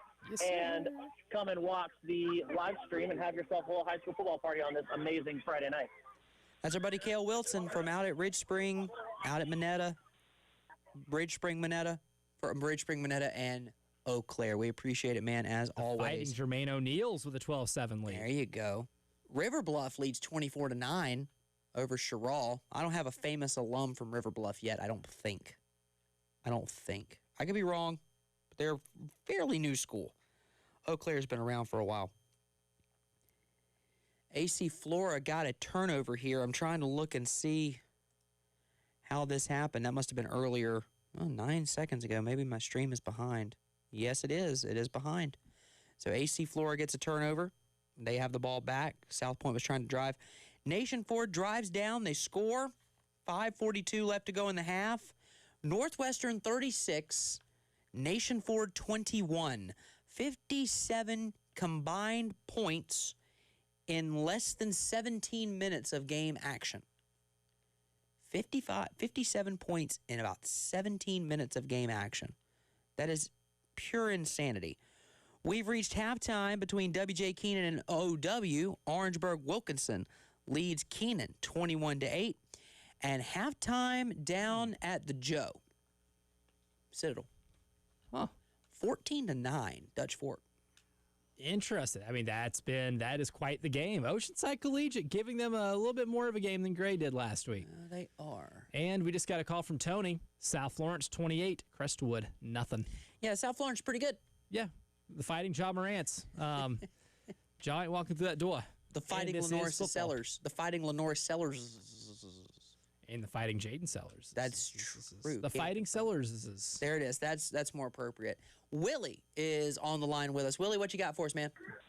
Hey, man, you hit it dead on the nail. My Orangeburg Wilkinson Bruins, Bruin Nation, leading those Raiders of William Jefferson Keenan 21-8. We also have a score from Batesburg Leesville. They're up big on Calhoun County 35-0. Baptist Hill over Bethune-Bowman 21-0.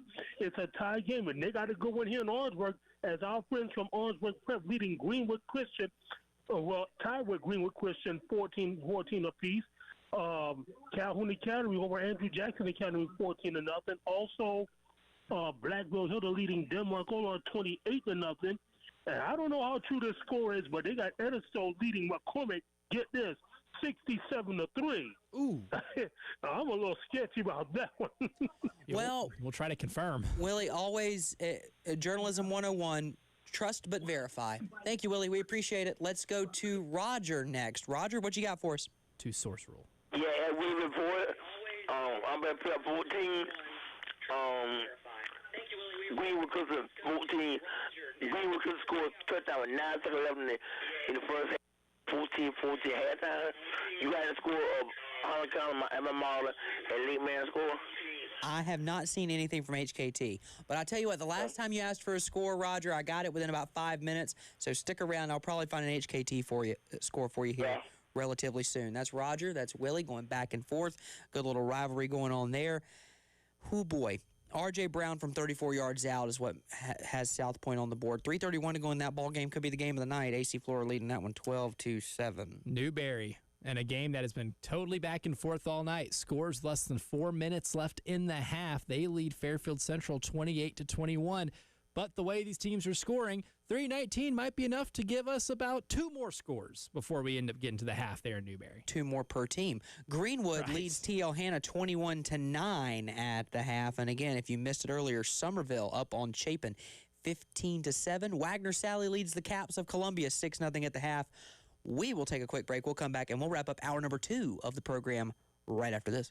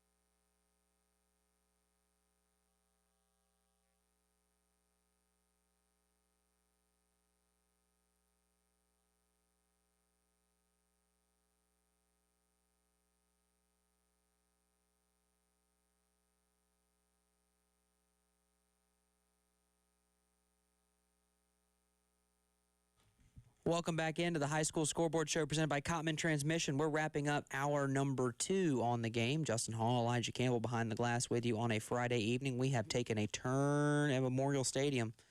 Once down 12-0. The Stallions of South Point lead 14-12 with 3 minutes to go in the second quarter. And that should not stun you because they're a really good ball club, but at the same time, things happen fast over there at Memorial Stadium. All right. We have an entire scoreboard Games are nearing the half or they're at the half. I'm not wearing a Hawaiian shirt this week. I was last week. But Rightfully so, given your location. It was a St. Simon's, man. Got to make a trip. But I still feel like I need to put on the mustache and take a trip with this music in the background. Dorman leads Riverside 28-0. Loris shutting out Socastee 37-0. That one's still in the second quarter. BHP, the Bears, lead Palmetto 42-0. Yeah, you know me. How about this score in Dillon? Dillon leading Hartsville 34-14 in the first half. Lincoln County, the Red Devils out of Lincolnton, Georgia, lead Silver Bluff 34-7. The Rams of Westside lead Prince Avenue Christian 24-6. Westside and Stevens County, no score. Excuse me, let me make sure I get the... Yeah, of course not, because they're playing Prince Avenue. I'm just reading. Wilson Hall leads Camden Military 42-14. That's a final again. Camden Military had to play earlier today because they have lights at the stadium, and that would interfere with the aeroplanes. Williamsburg, the Stallions lead the Florence Christian Eagles 20-7. If you've driven down to Myrtle Beach, you've seen that school. Northwood Academy leading Ben Lippen 21-0 at the half. Johnsonville, the Flashes are up on the Wild Gators of Lakeview 14-6. The Raiders of Hannah Pamplico, a.k.a. the Fighting Josh Turners, trail Carvers Bay 12-7. There's your second country music reference of the night. Second. We're on a roll. From now Randy Travis to Josh Turner. That's not a far leap, by the way, ladies and gents. They're about the same, just separated by a couple of decades. I was going to say, just separated by years, not genre or style. And style within the style. All right, that's our key now. You understand the assignment. It is country music themes the rest of the night. We'll do what we can. And we one-up ourselves. The Red Raiders of Bamberg Earhart lead the Woodland Wolverines 21-7. Here's your score, Roger. Hunter Kiner Tyler's up on Lake Marion 6-0. The Fighting Tommy Suggses of Lamar lead North Central 13-0. And the Fighting Rick Henrys of McBee lead Chesterfield 21-0 at the half.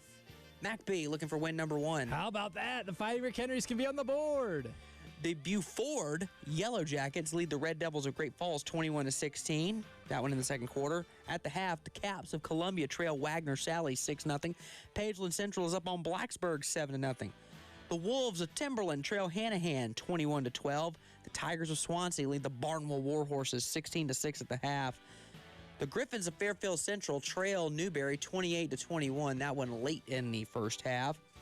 Orangeburg Wilkinson is up on William Jefferson Keenan at the half, 21-8, while Chesney trails Woodruff 21-3 at last check. The Cyclones of Chester leading Union County 35-14 in the second quarter. Saluda trailing at the half, 21-0 over Southside Christian. Christchurch Episcopal and Chapman. I am here to tell you that Debo Samuel ain't walking through that door. No, it is he is not. 35-7 Christchurch over the Panthers of Chapman. Tough year for Chapman. How about this one? Third quarter in Liberty. I love Liberty. The Red Devils lead the Razorbacks of Walhalla 35-28. What a ball game in the third quarter. Walhalla and Liberty. I love it. Hilton Head leading Hampton County 10-7. And I've already got Ollie Otter somehow texting me as an animal. I mean, I don't think you need thumbs to text. He probably does the little keyboard thing. Yeah, the little slide thing. South Point just had an interception. It's 14-12. Was that interception made by some fella named Jazavian Currents? Could not tell. Could not tell because I was looking at my scoreboard at the same time. Could not tell. Battery Creek trails Beaufort 28-0 at the half. I mentioned Hilton Head over Hampton County 10-7. Want to make sure I get that one in. Wilson leads Lakewood 7-0 at the half. My Hour Darlington Falcons trailing the Lower Richland Diamonds. Friends of the show. 22-6. Lower Richland up on Darlington. South Florence leads Crestwood 28-0. The Fighting Ja Morants trailing there. Getting shut out. Gray Collegiate over Midland Valley 17-0. North Augusta's doubled up Gilbert. It's 28-14 at the half. Brooklyn Casey up on South Aiken 28-7 in the second quarter. Camden over Richland Northeast 28-8 in the second quarter. Again, 14-12. South Point over AC Flora, 1 minute to go. South Point, the Stallions have it at midfield, and Jazavian Currents uncorks one, and it just out of reach of his wide receiver. And I just saw Lou Bajak on the sidelines. Hey, shout out Uncle Lou. The Fighting Ryan McGee's of Travelers Rest, a.k.a. the Devil Dogs. Great name. Trail Seneca 28-3. I'll never forget that game day segment they did on Ryan, and he talked about Travelers Rest. They had a big game against somebody the night before. I remember that. Stuck with me. Good storytelling, McGee. Seneca leads Travelers Rest 28-3. Daniel over Clennon 17-13 at the half. The Blue Flame of Pickens lead the Fighting Tigers of Blue Ridge up in Gurr 21-14. Gurr, the Yellow Jackets, lead Berea 28-0 at the half. The Rebels of Strom Thurmond lead the Vikings 28-13. The Cougars of Collin County trailed the Stratford Knights 38-0 at the half. That game is over. Lucy G. Beckham leading Bluffton. That's not a shocker. It's a mild stunner. 14-7. Lucy G. Beckham over Bluffton. Keep an eye on. James Island up on St. James 42-7 at the half. How about this defensive struggle? Marlboro County 7, North Myrtle Beach 3. The Fighting Benji Nortons 7-3. Wow. Rock Fight City. But you know what that means? They can come down easily. Come down. 2-1 play. And maybe an extra point. Conway Easier leads. said than done tonight. Conway leads Aner 22-8. That'd be a big win for Conway. They have really struggled this year in close games. Ashley Ridge leads Carolina Forest 24-20, and Sumter is up on Spring Valley at the half 27-0. And that is a look at your scoreboard as we are nearing the end of hour number 2, and we're about to hit our halftime break here in just a few seconds. Update while you were reading that. Newberry capitalizes on a Fairfield Central turnover. They score. It's 35-21 Newberry with 1:44 to go until halftime. Big stand for AC Flora here. They just forced a 4th down as the clock is winding down toward halftime. They're going to go into the locker room with a 2-point deficit, it would appear. Both teams appear to be willing to take that fate as they're winding the clock down. Again, all uniform game, AC Flora powder blues head to toe. Beautiful. With the red F like the old school Florida. Oh, the way God intended. On the helmet. It's a good look. It's a good uniform game there. We'll come back on the other side. We got more scores. We'll look ahead to your college football Saturday, and maybe we'll talk about favorite high school football helmets in the state on the High School Scoreboard Show presented by Cottman Transmission on the game.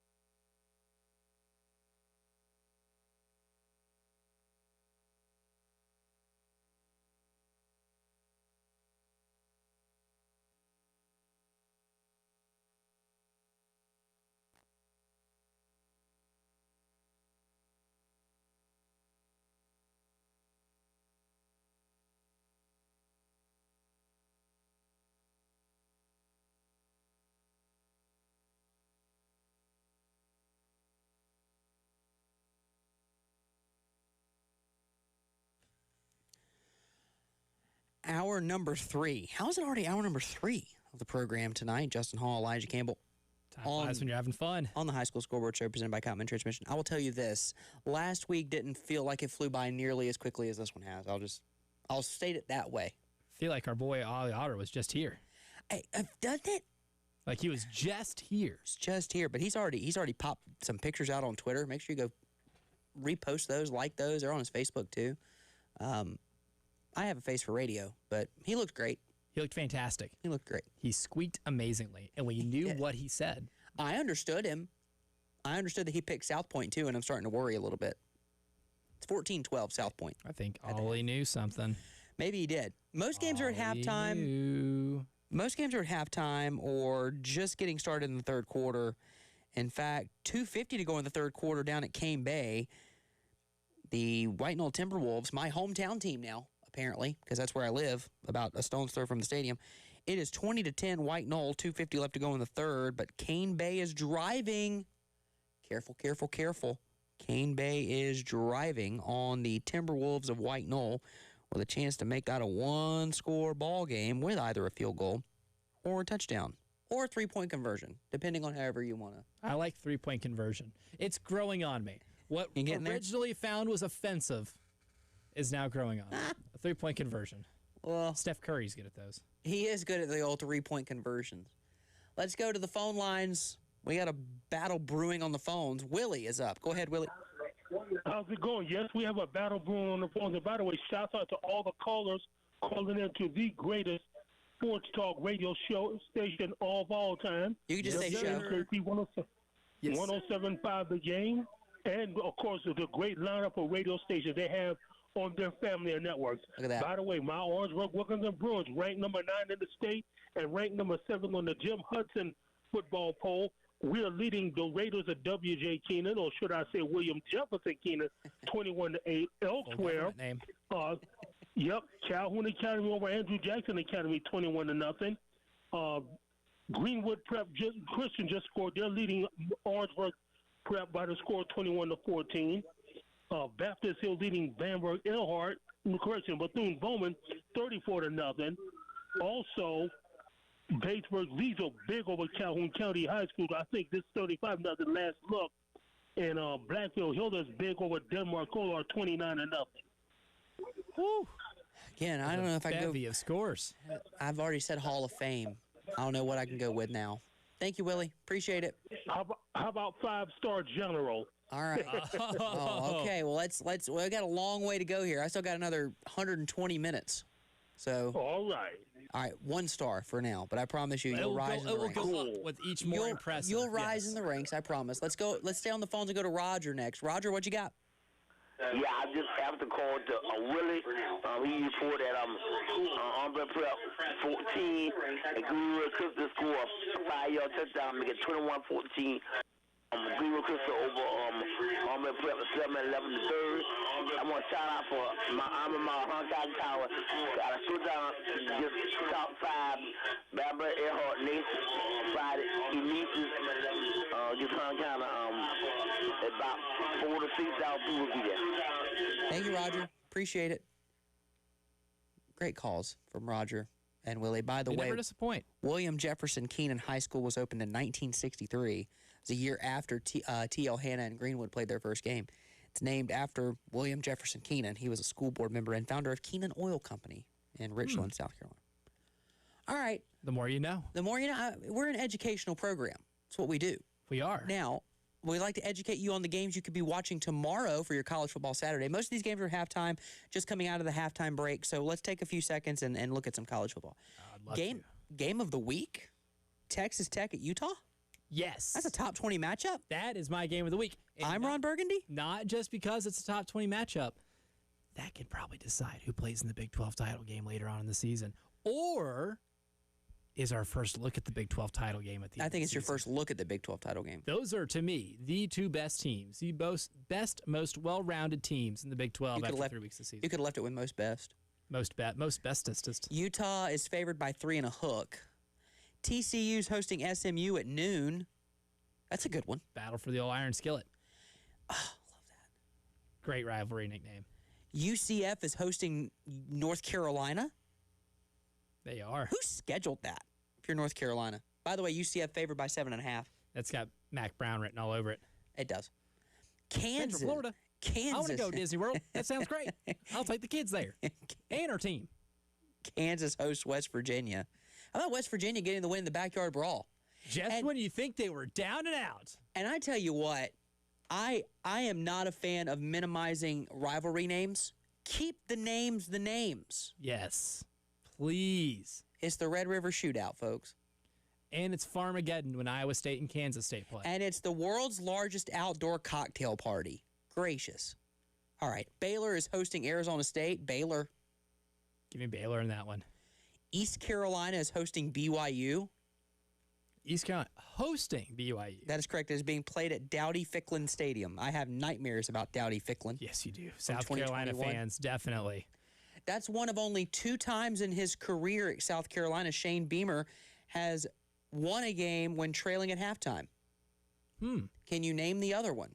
That has won a game. That would be He's only won 2. Clemson. Yes. This past year.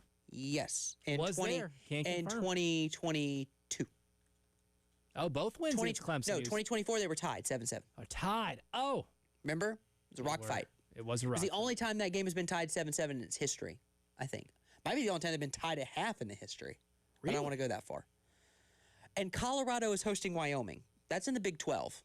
Because, I'm sorry, but if you're not paying attention to the Big 12, you're doing college football wrong. The Big 12 is the most fun conference in college question football. about it. The most fun, probably filled with the most parity, and definitely the most unpredictable. No question. Outside of Kansas State and Oklahoma State, who is trailing 16-3 with 35 seconds to go till halftime. At home to Tulsa. Everybody in that conference, with the exception of Kansas State and Oklahoma State. Pretty good. Wisconsin, let's go to the Big 10. Wisconsin hosts Maryland tomorrow. 9 and a hook at Camp Randall for Wisconsin. Luke Fickell coaching for his job. The Civil War is on the Big 10 Network at 3. That sentence makes me so ill. Oregon. Civil War on the Big 10 Network? Yeah, it should be in No. I think we're going to right ourselves. I think the Pac-12 is coming back. God, I wish. Oregon State is a 34.5-point dog. Poor Oregon State, just they can't follow up any success because all the players leave because they're not that athletic department can't hang. It can't keep up because it's been in a conference realignment purgatory for the last 2 years. Yeah. By the way, names synonymous with Oklahoma State football. My apologies to Barry Sanders. I mean, that's going back pretty deep. Or Thurman Thomas. Yeah, that's true. But my apologies to Barry Sanders. Greatest running back in the history of the sport. Purdue is going to Notre Dame. Notre Dame is 0-2 and ranked number 24. Yeah, I don't love that on principle. I get it. I the don't. Teams they lose to, but at the same time, on principle, You're winless. we should have some values here. You can move them. It's rankings. You can move them however you want. You can pop them right back in. They I don't Purdue, care. They get back in. Yes. I don't care. I did go back and watch because there was some work being done in the house, so I couldn't take my normal nap. So I was like, you know what I want to do? I want to go back and watch that game in its entirety because I only saw the last touchdown. It's a fantastic football game. Waiting for Coach Beamer's press conference. So I went back on YouTube TV and I watched the entire thing. Just skip commercials, do the thing. Scrub. Amazing. That was the game of the year. Georgia Tennessee was great. That was the game of the year. Notre Dame A&M was really good. Illinois is going to Indiana. Illinois is a 6.5-point underdog. You hear that? That's my alert. That's the wrong team favorite alert. Wrong team favored. Hammer Illinois. Yes. Hammer Illinois. That was the no-brainer for the early game underdog challenge. A no-brainer pick. I had the first pick in college, and I did not have to look far to find my pick this week because I was all over Illinois. Washington State is hosting Washington in the Apple Cup. Love that nickname, too, for a rivalry. Washington is a 21.5-point favorite on the road at Wazoo. And on Fox at 11 p.m., we have a Big Ten football game. I'm phrasing these things for a reason. Michigan State is at Southern Cal, and Southern Cal is an 18.5-point favorite. They're ranked number 25. Michigan State's covering that. And Michigan State might win. They do have a quarterback that will make that one closer. Aiden Childs is really good. He is and fun. If you like late night football and you like things that can get a little weird, that'll get weird. Southern Cal's going to put up a lot of points because of just how they play offense. Jade Maava, good quarterback.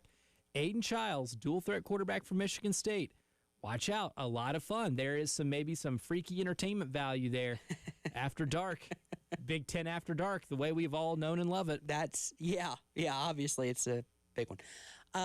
In the ACC, the All Coast Conference, Clemson leads us off at noon against Syracuse. Hey, if you don't want to win anymore, just Dabo will leave. Is there an all-timer? Is there another human being in the United States of America with the job security where you can just walk in and say, if you guys don't want all this winning anymore, I'll just go. I'll go. And to be fair, point taken. I mean, I watched Clemson before Dabo. The stats are true. I'm sorry, and I know fans of both teams listen to this, but I'm going to let you in on a little secret. From about 2001 to 2009, Carolina and Clemson were about the same. They host Syracuse tomorrow. 17.5-point favorites. Syracuse, Fran Brown, careful. Must win for Clemson? Yeah, 1,000%. Right. Because they're significantly better than the Syracuse team. You have to beat them. Clemson will finish the year with double-digit wins and will play for an ACC championship. Yeah, I'll call it on this air right now. I won't be surprised. We've seen this before. Yes, with it, 2022. Mm-hmm. Didn't they? 2023, they lost to Duke to open the year and battled back and they got 9 wins that year. Worst year they've had in years, 9 wins. Dabo mentioned that. Virginia Tech is hosting Wofford. Virginia Tech's 0-3. They can't fire their coach. They've already been fired. We mentioned TCU and SMU. Louisville is hosting Bowling Green. Florida State. Don't play with Bowling Green. Don't play with my boy Pudge on the sidelines. Don't play with Coach Eddie George. Florida State is hosting Kent State. We mentioned UCF hosting UNC. Duke is hosting NC State over at Wallace Wade. Georgia Tech is hosting Temple. Georgia Tech is a 24.5-point favorite at 4:30 on the CW. You want to know my prediction for that game is? Georgia Tech is going to... Oh, well, it'd help if I got to... Run the ball. Run the ball. Twice for good measure. Yes. Trap game for Georgia Tech, just letting you know. Temple? Yes, because it's sleepy. You're coming off of a big win. It's 4:30. It's not quite a night game. They'll win, but just be careful. That's all I'm saying. It is Virginia hosts Stanford, and San Diego State hosts California. Obviously, a big-time ACC matchup there. Just the way we all grew up loving it. Miami's number 4 in the country, and they host Florida. And they're a 7.5-point favorite. And Carson Beck is really good against the Gators. He is. And yet, I'm not a believer in Miami yet. I'll just say it. I'm not a believer in Miami yet. I need to see it. I need to see a consistent body of work for more than 4 games. I think they kill Florida tomorrow. I think Florida might hang around and Miami backdoor covers. Right. So, but the referendum on Billy Napier is the conversation, right? I mean, how soon is Eli Drinkwitz hitching a plane from Columbia, Missouri to Florida? Gainesville. Well, the question is, does he do it faster than Lane Kiffin? Yes. If I'm Lane, I never leave Oxford. I think Lane might want that job. That might be the one he held out for. It could be. We'll see. Gets interesting. Memphis is hosting Arkansas. Let's move to the SEC really quickly. Memphis is hosting Arkansas. You don't play with the Tigers. Who does Arkansas play next week at home? Would that be... It's at home, so would that be Mississippi State? No. Would it be LSU? No. Alabama. Notre Dame. Oh, I forget they scheduled that game. That'll be a really fun game. That'll be a really fun game. Arkansas better win this week. That's all I'm saying. All right. Tennessee is hosting UAB. Snooze. Sorry, Trent Dilfer. Get out of here. Ole Miss is hosting Tulane. Be careful. Don't play with the Green Wave either. The two of the 3 best teams in the American Athletic Conference playing against SEC foes, and those SEC foes, Ole Miss and Arkansas respectively, do not play with them. Mississippi State is hosting Northern Illinois. Vanderbilt is hosting Georgia State. Revenge game. Vanderbilt ranked in the top 25 for the first time since? That would be 2014. 2008. Wait, ranked in the top 25? I'm pretty sure. AP ranked top 25, I'm pretty sure. James Franklin never got him in the AP top 25? I don't believe he did. I don't believe he did. Fact check me, but I don't believe he did. Because I want to say he did. He might have. And I'm talking maybe 25, maybe 24. Let's see. They're 20th right now. So Vanderbilt, we can pull this up pretty quickly here on Check me on that. College Football Reference. The last time, last year, they were ranked 24. Were they? Okay. The highest they were ranked last year. And then before that, they were not ranked since 2013. Okay. Okay. 2008 sounded better. The highest, that is the highest they've been ranked, though. 13, they peaked at, 2008, they peaked at 13. Yeah. That was a crazy 2 years for Vanderbilt. LSU is hosting Southeast Louisiana. Texas hosting Sam Houston. Watch out for Arch Manning's arm. And then the game that most people, Oklahoma is hosting Auburn in the Jackson Arnold Bowl. And then the Gamecocks are on the road at Mizzou. That line currently sitting on ESPN Bet, purely entertainment purposes, 9.5. Lenore Sellers is playing. Starting left tackle for Missouri is not. Dangerous game. That makes things a little more interesting. It's a 7 o'clock kick at Faurot Field in Columbia, Missouri. Blackout. Gamecocks coming off a very disappointing, very ugly game. Yeah. Oh, no, almost about that one. Yikes. The last time they scored more than 17 offensive points in a game was against? Wofford. FBS.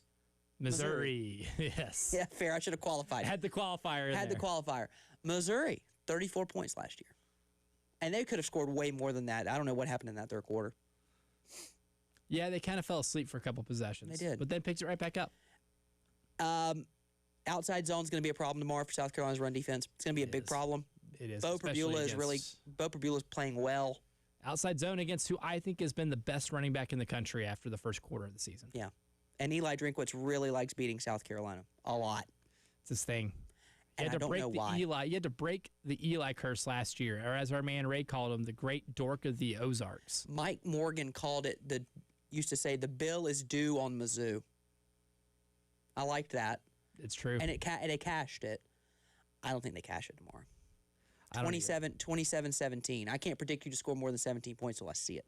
I'm the same way. I have to see it, especially against a Missouri front seven that is really good. Now again, secondary maybe a little suspect, but you've got to be able to put some pressure on. I know we got to hit a break, but I'm just telling you, fans, don't lose your minds. You're 2-1. Your entire season lays before you. Win these next two games, go into your bye. You're sitting at 4-1, and then you got a dogfight in Baton Rouge that Mr. Campbell's going to be at. Pumped. We'll come back. More high school football scores from around the state on the game right after this.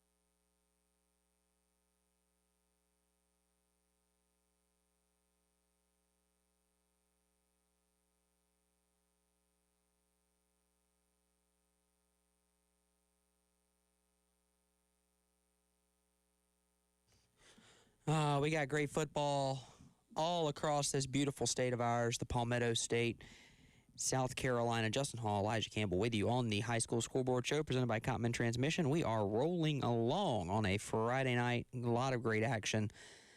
As is always the case, I will tell you this. Summerville scored right before the half to make it 22-7 over Chapin. And then it is now 29-7 because Summerville took the opening kickoff back for a touchdown. So you can kind of put the kids to bed on that one, I think. It took Summerville about a good half to get going. And Chapin had their opportunities. They had a one-drive stall with a blocked field goal down in the red zone, down 7-0, had an opportunity there, and just hung around, but ultimately couldn't cash in when it mattered most. Loris is up on Socastee 43-0. BHP is up 42-0. Here comes Hartsville, 34-21, so a 13-point ball game. But it certainly looks a lot different than it did earlier. Northside Christian leading Spartanburg Christian 18-0 at the half. Looking here, Hammond up on Hilton Head 28-0. Remember, they needed a defensive stop and then a field goal and then another defensive stop to defeat Heathwood Hall last week. Well, I think Heathwood Hall's bounced back from that heartbreaking loss pretty well. They're up 41-0 on Cardinal Newman at the break. That'll do it. That'll do it. It's a final. Just kidding, not the break. That is a final. Ooh. South Point and AC Flora update for you, in case you're interested. It is 21-12 South Point. 21-12. Jazavian Currents, a 59-yard touchdown pass, or excuse me, a 59-yard pass, and then one play later they score from the 1-yard line. It is 21-12, just starting the second half. Newberry put up 381 yards of total offense that first half. Great day. Fairfield Central. 291 rushing in a half. That's insane. That's insanity. How about this? Hillcrest and Malden last week, they were both running the ball with efficiency last week in their previous ball games. They're playing right now. Last score check, Malden was trailing in that one 3-0. But I'll have to get something back on that. And by the way, AC Flora now down 21-12. It's a 9-point ball game. You got to find your footing here if you're AC Flora. Try to keep yourself in this ball game. But I wanted to give you this one, Mr. Campbell. Hillcrest and Malden last week, both teams combined in their games last week rushed for over 700 yards. Oh, my God. They took Brent Key's advice literally. Brent Key walked in that locker room and just yelled, "Run the ball!" And they did for over 700 yards combined. Let's go down to Minetta. Not for a movie, but for a high school football game. The latest from Cale Wilson from our Game of the Week. Hey guys, so I'm calling you from, as you said, Minetta, South Carolina, between the Shamrocks at 3-1 and the 1-2 Richmond Minetta Trojans, as a big momentum shift just happened here, and a big time run for Richmond Minetta as they get the ball to the 44 of Eau Claire. So interesting turn of events here in this third quarter as Richmond Minetta received the ball to start the second half. They ended up fumbling. Eau Claire had the ball, and they were driving downfield. An interception by Wesley Scott starts the Trojans at their own 25-yard line. And the first play of that drive, which was what ended the third quarter, a bot snap as Chandler Harley, the quarterback, recovers it for a loss of 5. And then just now, a huge 24-yard run by number 9, Thierry Kennard, to put the Trojans at the 44 in their own territory with first down, still down 12-7, 11:49 left in the fourth quarter. Talk about your update. A lot going on without a lot of scoring. There's a lot of momentum twists and turns. Uncle Mo is off the juice tonight. Cale, it sounds like you have an exciting fourth quarter with a lot of big plays coming up. Where can they watch? Where can the folks at home watch this game? They can watch this game on Savage College Football on Instagram. We'll be live streaming the rest of the fourth quarter as soon as I get off this phone. So listen to the High School Scoreboard Show, the best high school scoreboard show in the world on the best radio station in the world. And come watch the stream. Have yourself a little high school football party, whether you were by yourself or with a bunch of friends. That's Cale Wilson doing a phenomenal job, as he always does, with the insane plug of our program and our station. Cale, we appreciate it, man. Look forward to hearing from you the rest of the night. AC Flora a wild play there, but it's just 2nd and 15 now. Again, they're down 21-12. It's a 2-score ball game. If you're Coach Ken Floyd's offense, you're up 12-0. You have sputtered since then. You got to get yourself back in this one. You know who isn't sputtering? Words you never thought you'd say on radio. You know what's not sputtering right now? The Iowa offense. 21 points in the first half. But Rutgers had an opportunity to take the lead 24-21. Jay Patel missed a field goal, and it was his first missed field goal in 19 attempts. Might be one of those nights for Rutgers. Might be one of those nights in general for everybody, right? Missing a lot of field goals and extra points. They actually have a Scarlet Knight. They do. That's pretty impressive. By the way, Newberry has now doubled up Fairfield Central. It's 42-21 with 10:42 to go in the third quarter. Cash Brown with a large touchdown pass. Deep ball. Newberry, again, I mentioned it earlier in the segment. At halftime, they had 291 yards on the ground. And now they're busting Fairfield Central over the top through the air. Oh, what a beautiful throw. What a beautiful throw. Very well done. Newberry looks like a wagon tonight. My goodness. This is a game that I thought might have been the closest game we get tonight. Looked like I was wrong. Yeah. Newberry showed up. Fairfield Central having a hard time. As somebody who was wrong about a lot of things tonight, I'm going to allow it. Chris hits me on Twitter. Bamberg Earhart up on Woodland 40-7. That one late in the end of the fourth quarter there. Dorman leads Riverside 31-0. Gray Collegiate over Midland Valley 24-6. Haven't heard a lot from that one. Looking for a few more here as I scroll through Twitter. James Island is dominating, no question. Woodruff leads Chesney 45-17 into the third quarter. Man, Midland Valley has some interesting uniform choices, which is going to lead me to the conversation that we're going to have next. But first, we go to Roger, who is back on with us. Go ahead, Roger. Yeah, also again at Umber Prep, Greenwood Christian converted 3 of the fourth downs, and we got touchdown. Greenwood Christian 27, Umber Prep 21, and my alma mater, Hancock Tower, 12 with about 2 minutes left in the third against Lake Mary. And we got shootout the top 5 teams next week, Hunter County, Bamberg, at least next Friday. That'll be a big-time ball game over at Hunter County Tyler for sure, Roger. We appreciate it. Thank you, sir. AC Flora in a pistol set here trying to get something going. Roper Whiskey just took a shot on the last play, and now he's wheeling himself out of danger, and it is third down for AC Flora. All right, here's best helmet in South Carolina high school football. If you can't give me a best, you can give me a Mount Rushmore. 4. By the way, there are 4 heads on Mount Rushmore. I will start off the nominees with White Knoll. I love the Wolverine look. Very applicable to a lot of color schemes. Sure. That one's hard to beat. AC Flora's definitely up there. Okay. Somerville's is up there. Yeah. Oh, yeah. I also love that color. I'd say Somerville 1. Okay.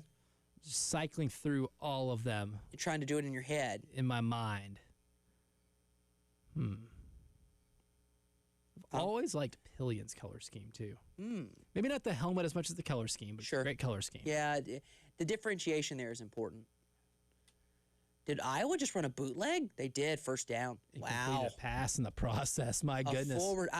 Honestly, folks, I don't watch a lot of Iowa football. That's the first forward pass I've seen Iowa complete since the Outback Bowl in 2008. Since Brad Banks was quarterbacking in 2003. No, I watched them do some damage to South Carolina in the Outback Bowl, my friend. Ricky Stanzi and running back. Who's the running back for that Iowa team? Would that be Sean Green? It would, 2 ends. Yeah, that's right. Yeah, Sean. Went on to play for the New York Jets. And for the Tennessee Titans for 5 seconds. Yeah, got a cup of coffee in Nashville. He did. But back to the high school helmet thing. All right, bias, Airport's in my top 4, but only the ones that they had when I was there. It's a very Houston Oiler look to the A. Silver with the blue. Solid. Somerville's probably number 1 for me, if you want me to be honest. Number 2. Number 2 is probably Greenville. Okay. red helmet with the G. Yeah. It's not like the power G for Georgia. I'm thinking more Similar, Green Bay Packers. though. I mean, it's a similar. Yeah. font. So Somerville, Greenville, Airport, and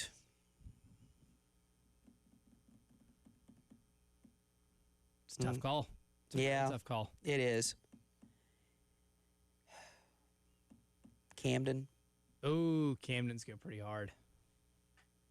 Because it's the old Chicago Bears C. I like Gilbert. I like the warrior head of Gilbert.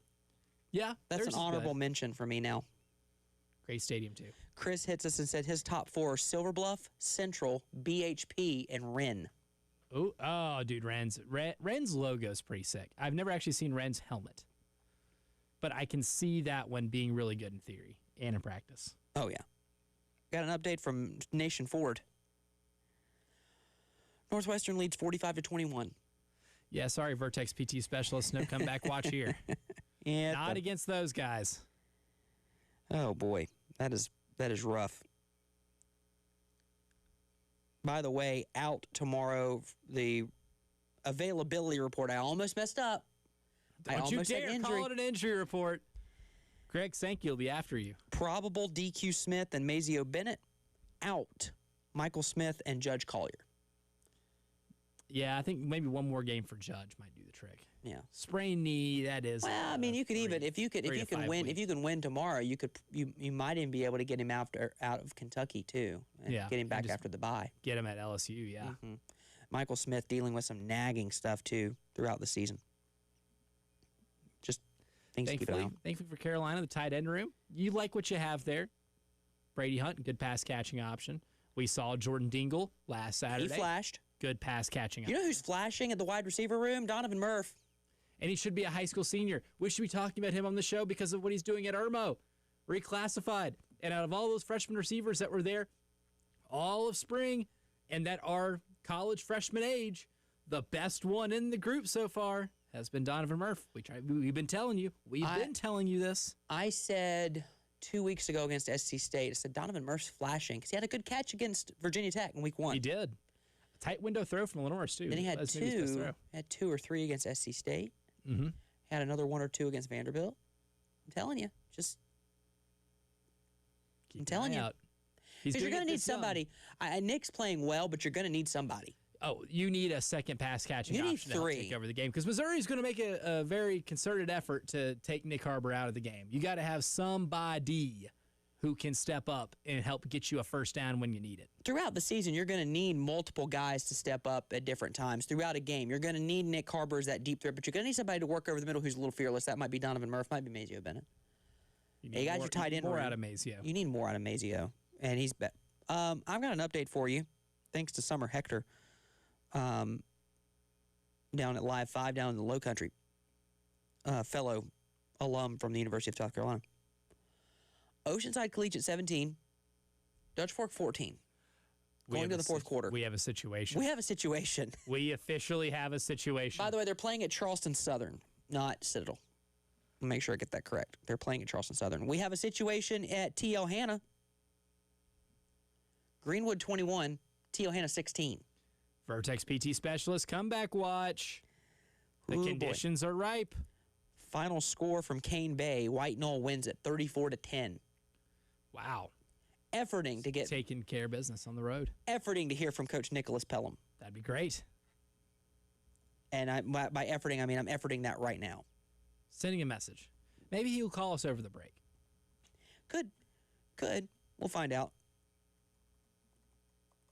But that situation down there in Charleston Southern is intriguing to me. It warrants the 2 eyeball emoji. Is that the 3rd straight week? That Dutch Fork's been pushed to the brink. Well, they ran away from Great Collegiate last week. 2 weeks ago, right? No, last week. Yep. The week before that was Ridgeview. Ridgeview. That's right. Ridgeview with backup quarterback pushed him to the limit. Man, that's concerning.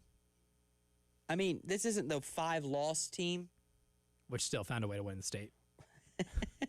That's the thing, right? 2023, maybe the most down year Dutch Fork and Tom Knotts have had in a long time. Still found a way to win state, and you know Tom Knotts eats that up. you know he eats that up so much. That might be his favorite year coaching football. Where Probably he lost was. 5 games in a regular season, lost out on a region title, and it didn't matter because they still won state when it mattered. It's true. They did. We'll never count him out because of that. That made me an ultra believer. I came to South Carolina knowing Dutch Fork was the resident powerhouse.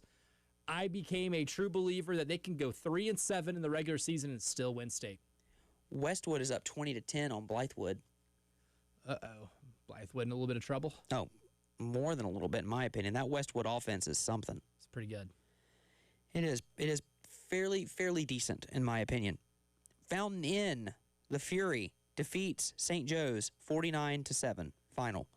I like to make sure I enunciate my Fountain Inn Fury scores. Fountain Inn Fury. Up. We just started the fourth quarter, and Jackson Knotts throws a touchdown pass. Still, two eyeball emoji. However, just the one, not the two. As soon as we summon them, they do this. By the way, the point after is blocked. Oh, so it's a field goal game. 20-17. Do we need to take a break? We do. We do. Let's hit a break. We'll come back. The scores are fast and furious, and that's why I've lost track. We'll be back with more of the high school scoreboard show coming up on the game.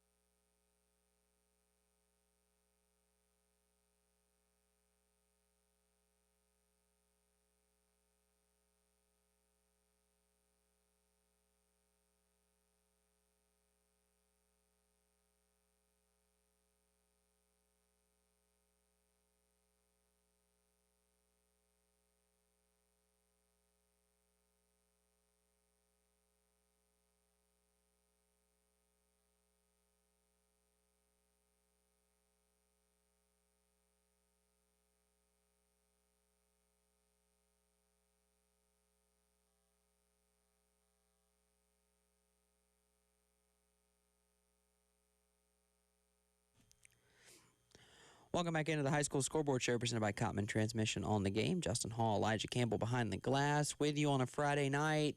42-21, Newberry over Fairfield Central. South Point leading AC Flora 21-12. That one halfway through the third quarter. Snail's pace of a football game now. I counted like 9 penalty flags thrown on AC Flora's last drive. Ooh, see, now they have matched what South Point did in that first quarter where they were whistled for 8 penalties. It seemed like 9.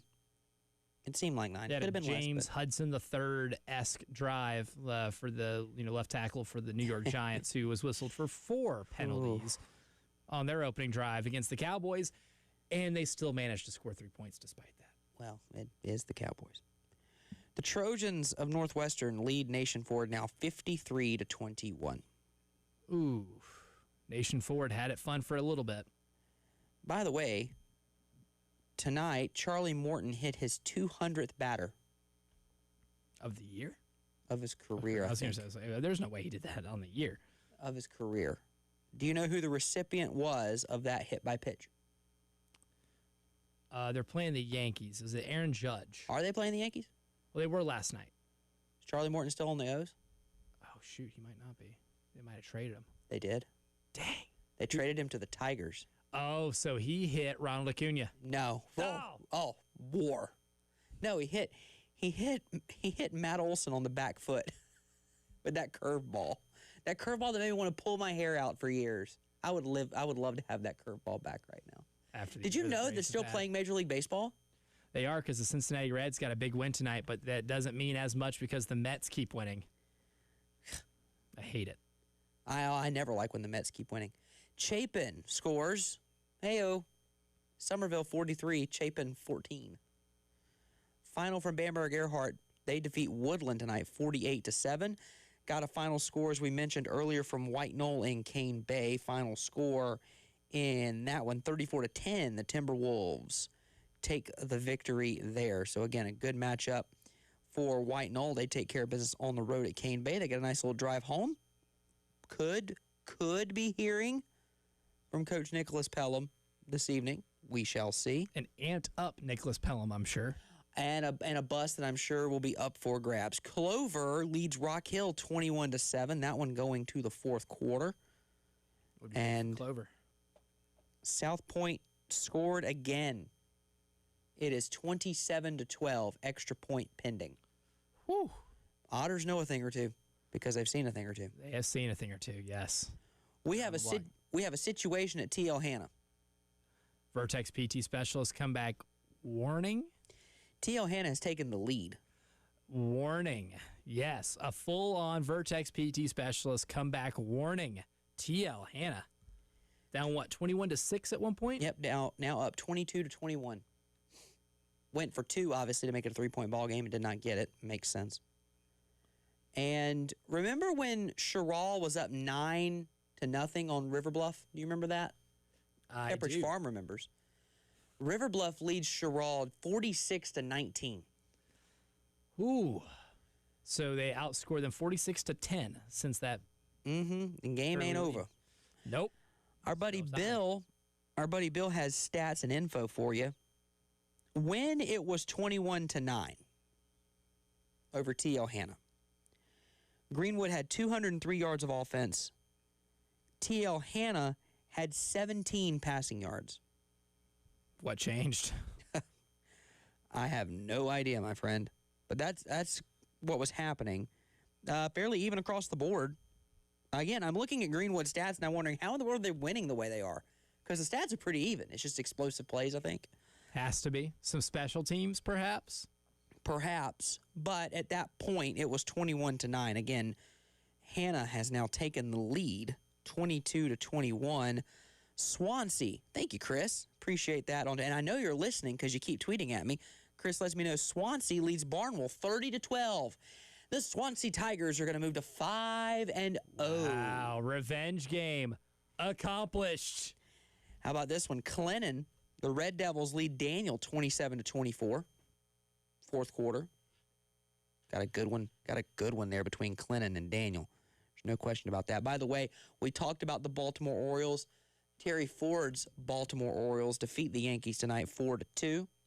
Another stellar outing from Trevor Rogers. 1 hit over 6 scoreless innings pitched. The O's out of the playoffs, but they take down the Yankees tonight 4-2. Marlboro County 21, North Myrtle Beach 3. That game has gone final. As we mentioned, 28-12, South Point leading AC Flora. Darius Dixon has brought W.J. Keenan back to within 7. 21-14, OW. PT specialist comeback watch. OW still leading 21-14, but that's why we call it a watch. It is not a warning. The conditions are just ripe. Conditions are favorable. That does not mean we have spotted one either in person or via our radar system here in the studio. We don't have one.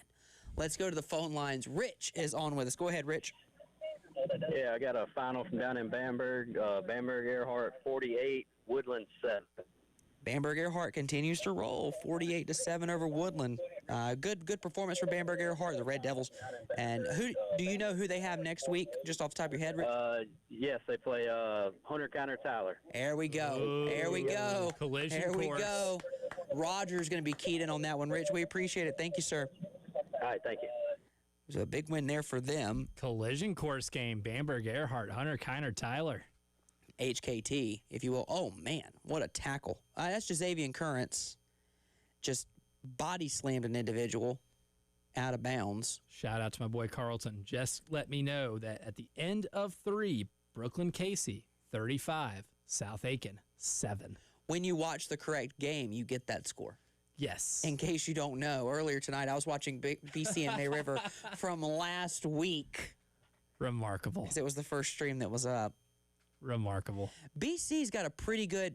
No, that was an interesting play. BC has an interesting deal with their uniforms, all white tonight to that all garnet look from South Aiken. But the South Aiken running back, after taking the fake, literally tripped. So very quickly it was realized that that was not a fake as the zone read up the middle. Again, 28-12, AC Flora trailing South Point. That game is still in the third quarter, Mr. Campbell. Slowly humming along. Slowly. Camden leads RNE 54-15. You think they're okay? I think so. I think we might be in running clock territory there. I would agree with you. By the way, you want to make that River Bluff comeback even more special? It's homecoming. Ah. Playing with a little extra juice. A little bit. Kids still get up for homecoming the way they used to? I don't know. Curious about that. Wait. You know, it all changed while we were in high school, I think. My freshman year was a big deal. Mm-hmm. My sophomore year, a little less. Now, it does depend on your football team and how they're playing. Yes. And the high school I went to, our football team was not very good my junior and senior year. We got They were much better my freshman and sophomore year. We got regressively worse. Progressively worse. Regressively does seem a little more apropos once you start getting bad. 10-0, 8-2, 6-4, 4-6. Oh, you did the reverse ladder. You went. Your airport went down the ladder. Descending. But guess what? Never lost to Brooklyn Casey. See, you can tout that. You can tout it. I had as much to do with that as, well, I didn't. But still. Same. My high school never lost to our arch rival. I made a difference. Heart. I even covered a game over at BC, at the old stadium for BC, not the new one. We'll take a quick break. We'll wrap up hour number 3 when we come back right here on the High School Scoreboard Show on the game.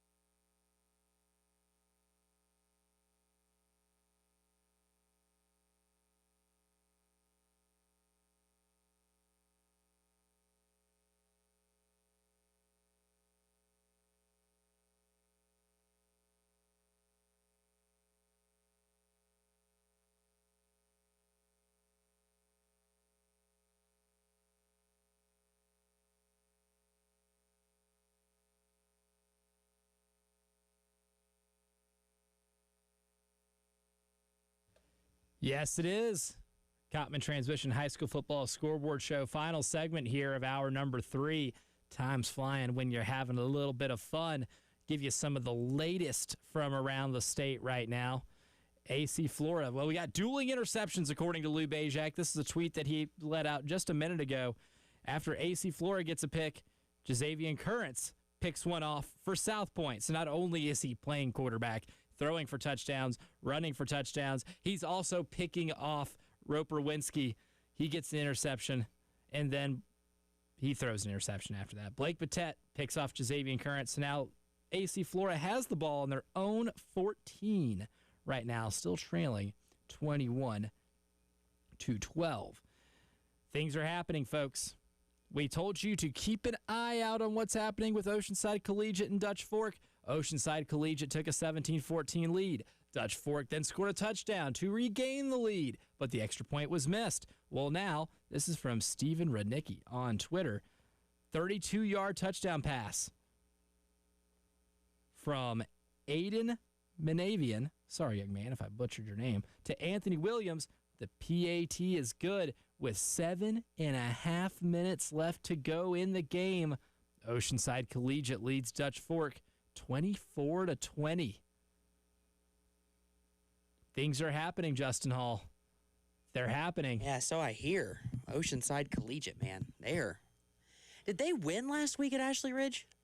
I think they did. They did. That was another 5A team they took down, huh? I mean, state championship looking pretty likely for them. Start of the fourth quarter to Columbia up on Wagner Sally, 15-6. That's a comeback. They were down 6-0 at half. Ooh, Vertex PT Specials comeback warning. How about Greer getting a 56-0 win over Berea tonight? I love their tacos. I want to make sure I get that right because. Well done. You got me on that one. I'm hungry. I wasn't expecting that one.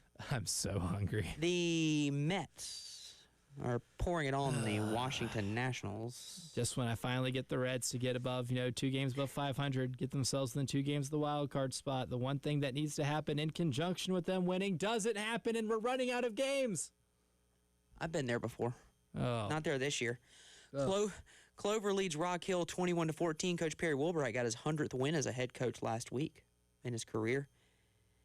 Jazavian Currents had a touchdown pass earlier. He threw an interception a few minutes ago, a diving interception, by the way, for AC Flora. But AC Flora can't get past the 50 right now.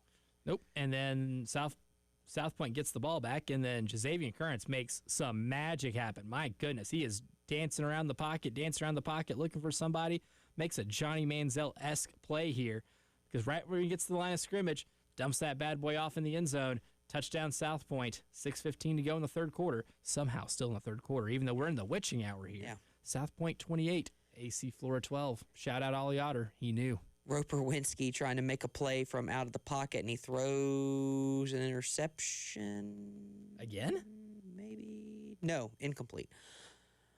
Chris hits me on Twitter and wants me to relay a message for anyone out of town heading to Bamberg/Hunter County Tyler next Friday night. Check with local school officials. Per the Bamberg announcers, this game will take place at North High School and not at HKT. At North High School, okay. Mm-hmm. That's what he's... Oceanside recovered the onside kick. That's what I'm seeing on Twitter. Oh boy. Yeah, 24-20, and they recovered the onside kick with 7:34 left. So they're going to force Coach Knott's hand as we near the halfway point. Roper Winsky getting a first down, laying his body on the line to pick one up as they cross midfield. OW up 28-14 on WJ Keenan with 4:36 left to go in that ball game. Oh my word. Holy moly. Northwestern leads Nation Ford. I assume it's going to be a lot to a little. 72-21. Oh. I'm not trying to laugh. Oh, I mean, it was an 8-7 game at one point.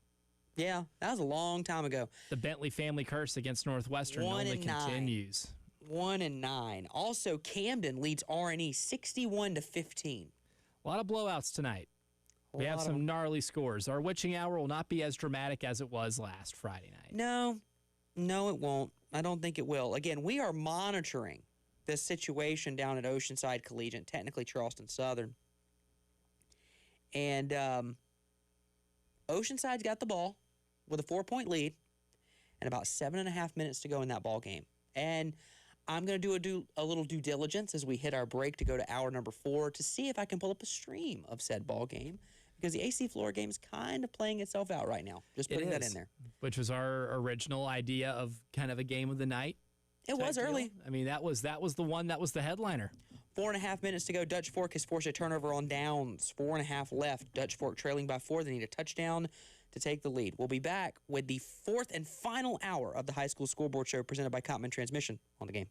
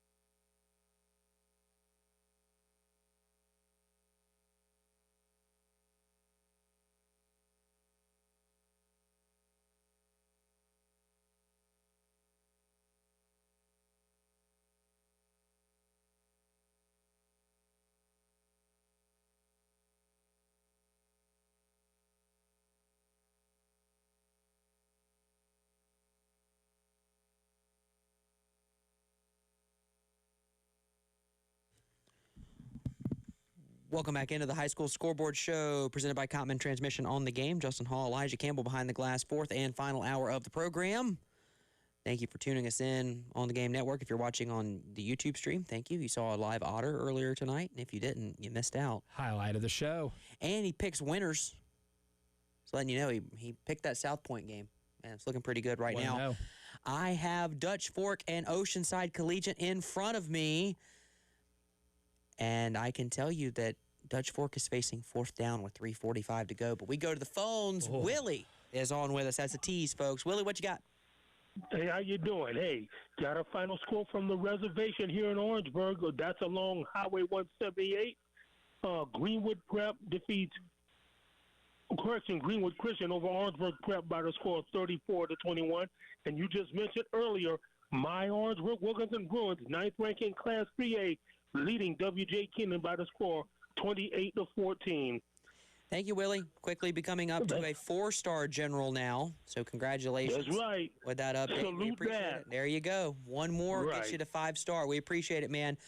First down, Dutch Fork. Jackson Knotts on a quarterback run, designed quarterback run on 4th down and 3. Wow, they're going to find a way, midfield. Aren't they have the ball at the Oceanside 46, 3:33 and counting.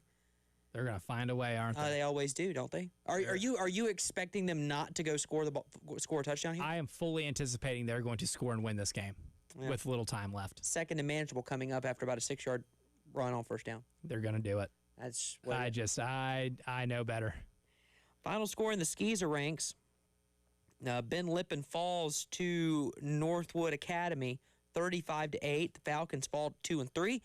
They go to Lawrence Manning next week. Northwood Academy improves to 4-1. They go take on Hammond next week. Good luck. Careful there if you're Hammond, in my opinion. Couple of finals too. South Florence 42, Crestwood nothing. That comes by way of our friend Tony.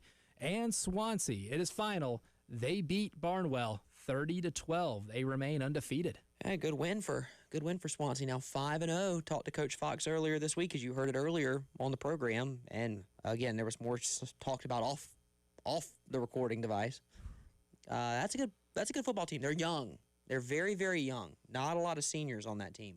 Which means they're going to be around for a while. They're 5-0. They were 7-4 last year. Already crossed the threshold there. Building on that success. No doubt about it. Jackson Knotts drops the snap, but he manages to pick up a few yards there. It'll be second down and about 8. End of the third quarter down in Myrtle Beach. Irmo leads Myrtle Beach 49-14. That game was 7-7 at one point. Gray Collegiate has defeated Midland Valley 38-6. That's a final. Gaffney takes down Boiling Springs 34-7. They move to 2-2. They go to Spartanburg next week. They needed that in the worst way. They needed it in the worst way. I tell you, another team that needed to win tonight, that was Camden. And boy, did they take care of business against the Richland Northeast Cavaliers. A very different conversation we're having tonight, Mr. Nathan Martin, as opposed to last week.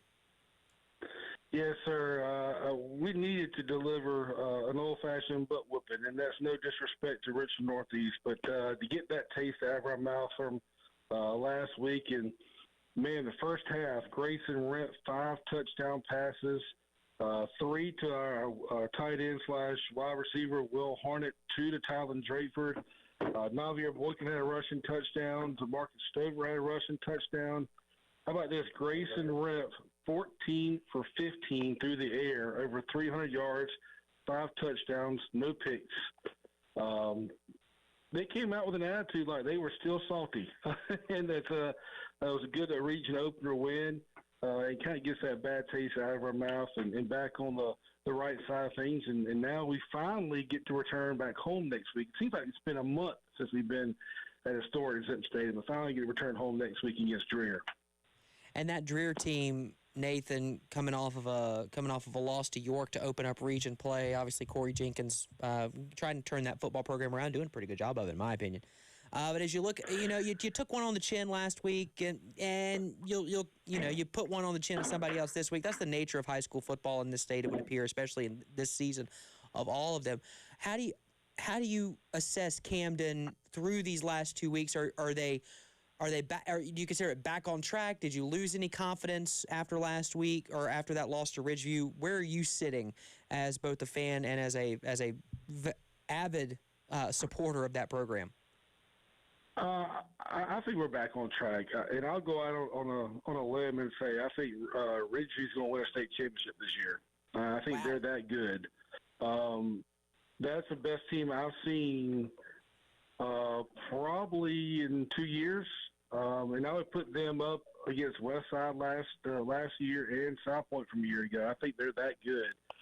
I think you just had one of those nights where it kind of snowballed on us. I think tonight we got back to doing what we do. I think, no disrespect when I say this to Richland Northeast, but when Camden prepares each week, we prepare for Camden. We don't prepare for an opponent. We know what we want to do, and it's just about execution. And we did not execute last week, and give credit to Ridgeview that took advantage of it. I think tonight was getting back to the basics. Let's execute our plays on defense, execute our plays on offense. We got our playmakers the ball early, got momentum on our side, and I really like this team. I mean, look at our offensive line.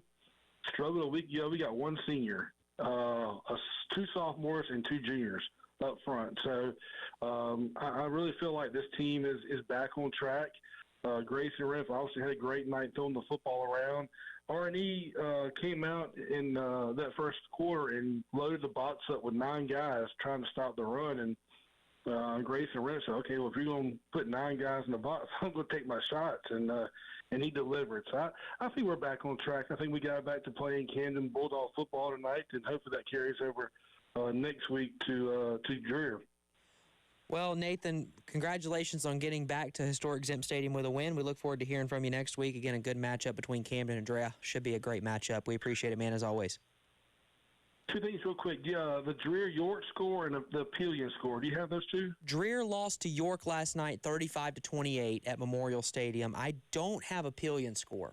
I have not seen a Pillion score all night, man. And I'll look for it. Hang around listening. We'll get it to you, I promise. Awesome. My wife's a Pillion grad. I saw they're up 14-7 earlier, Okay. so I hadn't seen a final. I haven't even seen that. So you're making me aware. Yeah. Looking forward to Dreer again. Always nice to get back to historic Zip Stadium. And as always, good dogs. And hey, South Carolina, let's get that bad taste out of our mouth tomorrow. Let's go to Como and take care of business. Go Cox. Sounds good. That's Nathan Martin, our buddy, always keeping us informed on the goings-on of Camden. We appreciate it. Let's go to our game of the week. Eau Claire and Ridge Spring Minetta. Kale, do you have a final score? Yes, I do, guys. Eau Claire improves to 4-1 on the season after defeating Ridge Spring Minetta 12-7. The player of the game was Ja'Cory Sumter, who had 87 passing yards, 2 touchdowns, and 180 rushing yards. I have him here along with head coach DeMarcus Simons to answer some questions. All right, let's go to our player of the game first. I mean, we're talking about a passing yard, rushing yard split like that, man.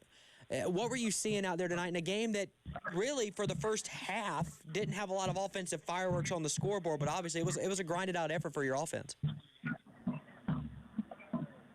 Speak. What was I say? I don't know what to say, bro. Sorry. I don't know what to say. I'm just glad that we had fought to the end of the game. We stayed in the game, and we pulled out. Yeah, I mean, when you have to fight that way through adversity in the first half, that's the key is keeping your head in the ball game and getting to where you need to be at the end of it to put yourself in position for a win. And just really quick, last one for you. As a player on this team, you guys have expectations for yourself coming into the season, but we're now 4 or 5 weeks into the season for everybody. What is your record and what is your performances to this point? Tell folks who are listening to this program right now about the Shamrocks of Eau Claire in 2025. We here. We solid. I love that. I got nothing. I love that so much. Man, quite the emphatic statement, though. Yeah, you guys are here. You're here. We appreciate it, man. We'll talk to your head coach now. We appreciate it. Thanks for hopping on. I know it's kind of an uncomfortable situation when you come off the field and trying to get things done and get to celebrate with your team. All right, Coach. Obviously, a rough start to the game just in terms of trying to punch your way through it and break through on the scoreboard. But again, as we were just saying, the fight of your team, what does tonight's performance on the road say about the Shamrocks in 2025? So what that shows us this year that we needed this game. We needed a game that we was going to fight because we haven't had that yet. So this is want to tell us that, like Ja'Cory just said, we solid, man. I think we're ready for whatever comes forward in the next couple of weeks. And another thing, too, I mean, this game, from what Kale was telling us, had a lot of sudden change there, right? And that can be sometimes when games are won and lost. Even if there's not a ton of points being scored on the scoreboard, sudden change can sometimes be the ultimate momentum changer in a football game. Seemed like you guys had a lot of that tonight. How would you say your team handled sudden change in this game? Listen, I'm extremely proud of these guys because between everything that happened, we just stayed, level-headed. We didn't do anything silly. We stayed focused on the goal at hand and got it done. We executed. Coach Simon, as you look ahead, I've been asking this question of a lot of coaches this season. From preseason, let's say we're in early August, and now we're sitting here on September the 19th. Is your team where you thought they'd be? Are you ahead of where you thought? Are you feeling like there's still some ground to make up? Where are the Shamrocks, in your opinion, based on where you thought you'd be at this point? The Shamrocks is going to get ready for Pillion next week. There you go. I love that answer. That's it. That's it. We're going to get ready for Pillion next week. We can't talk about anything else but Pillion next week. We're going to celebrate tonight, and then tomorrow we're right back. We're ready for Pillion. Pillion's a good ball club. Game of the week, right there. Yep. Go ahead and find Kale. Just go find your way to that ball game. Coach Simons, we appreciate it, man. Thank you so much. Congratulations on the win. Look forward to tracking these Shamrocks the rest of the season. All glory to God, man. We're going to keep going. We're solid. Shamrocks, man. They're back. I love I love the the tagline. You know how like it's like white knuckle football, not for everybody. Right. I think the tagline for Eau Claire is solid. Yeah, we're here. Thank you, Kale. We appreciate it, man. I have an update from Oceanside Collegiate. Oh boy, because you made a face watching that game. You just saw something happen. I did. Dutch Fork drove down the field. It was 4th and goal from the 6. Jackson Knotts throws to the end zone, and it is intercepted. Oh, wow. Oceanside Collegiate wins this ball game 24-20. Down goes Dutch Fork. Now, I know they turned it over on downs, but how big was that onside kick? Massive. It ate 3 minutes of game time. Massive. Now, that made a world of difference. Credit to Jackson Knotts. They were in a 4th down situation a few minutes ago, and he made a whale of a throw over the middle to get them near the red zone. And he managed that drive really well, spiked the ball a few times, took some big hits as he ran, the whole thing. Oceanside Collegiate takes down their 2nd straight 5A team in as many weeks. Oceanside Collegiate's for real. Wow. Goodness gracious. That's it. That's ball game. That's final. Dutch Fork falls. Did not expect to see that tonight. I really didn't. Oceanside Collegiate's a really good team, but I figured Dutch Fork would go in there and just do what the Silver Foxes have been doing the last few years, and that's win everywhere they play. Home, away, planet Earth, Mars, doesn't matter. I expect Dutch Fork to win. That's a pretty remarkable game, and I think we have a good front runner for it can be drive of the week defensively, or the drive that took up 3 minutes of clock that made a world of difference in this game. I would say your drive of the week. Your drive of the week can be defensive. I have no problem about that. I have no problem with that at all. I'd like to see who Dutch Fork has next week. Thoughts and prayers to whoever Dutch Fork has next week. Having to play Dutch Fork on a rebound game? Nah. Never a fun situation. So that's the story of the night right there. Just going to go ahead and let you know. Dutch Fork falling tonight to Oceanside. Oh, our buddy Mark's not going to be happy. It's Chapin. Oh, no. It's Chapin. Those poor kiddos. I'm trying to pull up the last update I got on Chapin and Somerville. That ain't pretty. It was 50-14 with 55 seconds to go in the third. It ain't pretty. Dutch Fork falls to Oceanside 24-20 at Charleston Southern. That stadium has seen a thing or two tonight. That's probably about as excited as it's been in a long time. That is a massive, massive win. Are they the Land Sharks or just the Sharks? They're the Land Sharks. Okay. Fins up. Yeah, they're the Land Sharks. Dutch Fork came into tonight's game ranked number 1 in the state. Not in just 5A, but just generally speaking. Throughout the great state of South Carolina. And we have a final from Greenwood and TL Hanna. And we'll get to that one when we come back on the High School Scoreboard Show presented by Cottman Transmission on the game.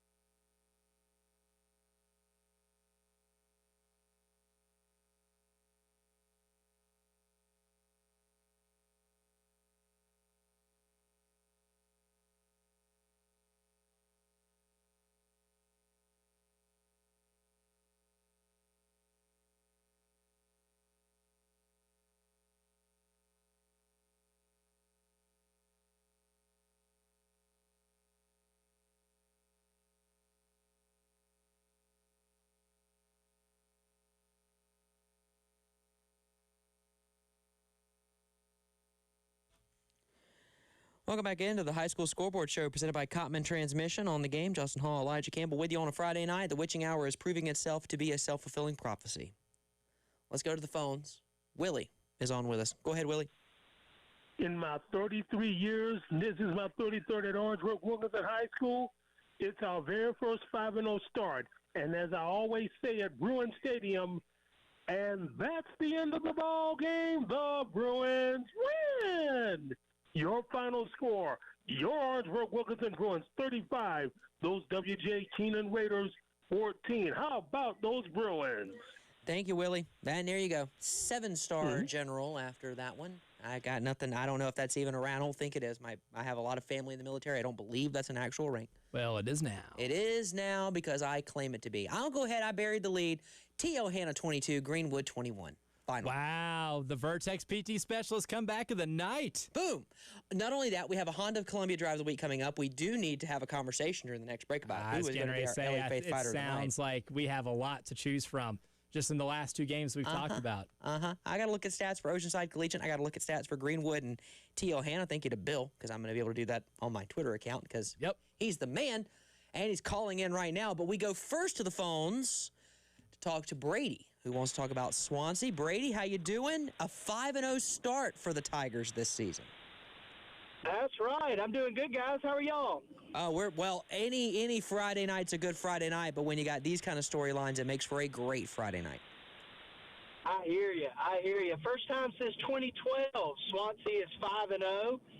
This year, we've started the Swansea Tiger Sports Network, and we're not streaming yet, but we will be next season. This season, we're getting geared up and doing public address. But Swansea goes down to Barnwell tonight and has a very sloppy first quarter. I'll tell you the score, 30-12 over Barnwell. And so Barnwell goes to 2-3 on the season. And, of course, last year they played in the state championship against Clinton. And, of course, Swansea came out. I believe at the end of the first quarter it was 6-0. A special teams return touchdown to start the second half from Dante for yards helped us, as well as an 86-yard run on offense from Dante Caldwell. Sophomore quarterback Kendall Wright went 5 for 9 with 105 passing yards, and we ended up having 274 offensive yards in the game, so 165 of that rushing. A lot of that came off the 86-yard run. But in the second half, Barnwell decided to run the wing back, which they were not doing in the first half. They did that all the second half, slowed it down, and scored once in the second half. And so 30-12, talked with Coach Fox after the game. You can find that on my Facebook page, Brady Henderson. It's about a 4-minute post-game interview with Coach Fox. He was happy that we won, obviously, 5-0 for the first time since 2012. We are heading in the right direction, but there are a lot of correctable mistakes, specifically by our offense, and I will add we are a very young football team. So any questions you guys have on the game, I'd be willing to answer. It helps if a professional turns his microphone on, as always, Brady. I got nothing for you, man. You covered it. You covered it pretty well. I'm excited to see how Swansea progresses this season. As you mentioned, we talked to Coach Fox earlier this week. Young football team, but a lot of promising talent to go on the road and take care of Barnwell the way they did. Aside from the mistakes, a very good performance. And again, I got a couple more weeks before they get into region play. Got W.J. Keenan coming up in a couple weeks. That's a game to keep an eye on. But we look forward to hearing from you throughout the season as Swansea is off to a first 5-0 start since 2012. We appreciate it, Brady. Thank you. All right, man. Y'all have a good night. Thanks, Brady. You too. Let's stay on the phones. Let's go to Bill next. Bill? Been a while since we've heard from you. I was looking forward to hearing from you tonight. Yeah, I've tried the last, 3 weeks or so, but by the time I looked at the time, it was too late to call. Yeah. So, I was like, I'm not going to call. I did call the end of the Dorman game, but y'all had just gone off the air. We had just gone off. Just gone off there. All right, so this game took a turn, and how did that happen? Yeah. Can't stop the run. That'll do it. Can't stop the run. Cannot stop the run. Up 21-9 at halftime, Greenwood on T.L. Hanna. And they shut Greenwood out in the second half. The 4-leaf clover dried up. Bill, I'm looking at your stats that you so generously share with us on social media. Am I correct in looking at this? Am I reading it right? T.L. Hanna threw the ball twice? That's it. All twice. game? That's it. All game. And 2 times. And they ran the ball 47 times? 47 times, 270 yards. Wow. Mm-hmm. Now, is this a trend? Now, forgive me because I'm not looking at the stats in depth every week. Is this a trend for Greenwood? You guys are averaging close to 200 yards rushing a game. Are you telling me that y'all are surrendering around 200 a game? Yeah. Yeah. Well, give me them all, and I'll send you the other stats too for the 3 prior games too. Yeah, I appreciate it. That way you can kind of look at it. Yeah. But yeah, I mean, when you see him, you see where Tristan Lewis, he was off tonight. You know, he's still good, but they kind of like T.L. Hanna did a real good job of scouting him because he could not get breakouts for them big long runs. They scouted him when he rolls out, because he cannot connect on those little short passes that usually turn into big gains for us in the last couple of games against Lexington and Dorman. But they did a real good job. I'm really impressed with T.L. Hanna. Their starting quarterbacks was out for this game from last week. He got hurt. Yes, and I believe one of their running backs were also hurt.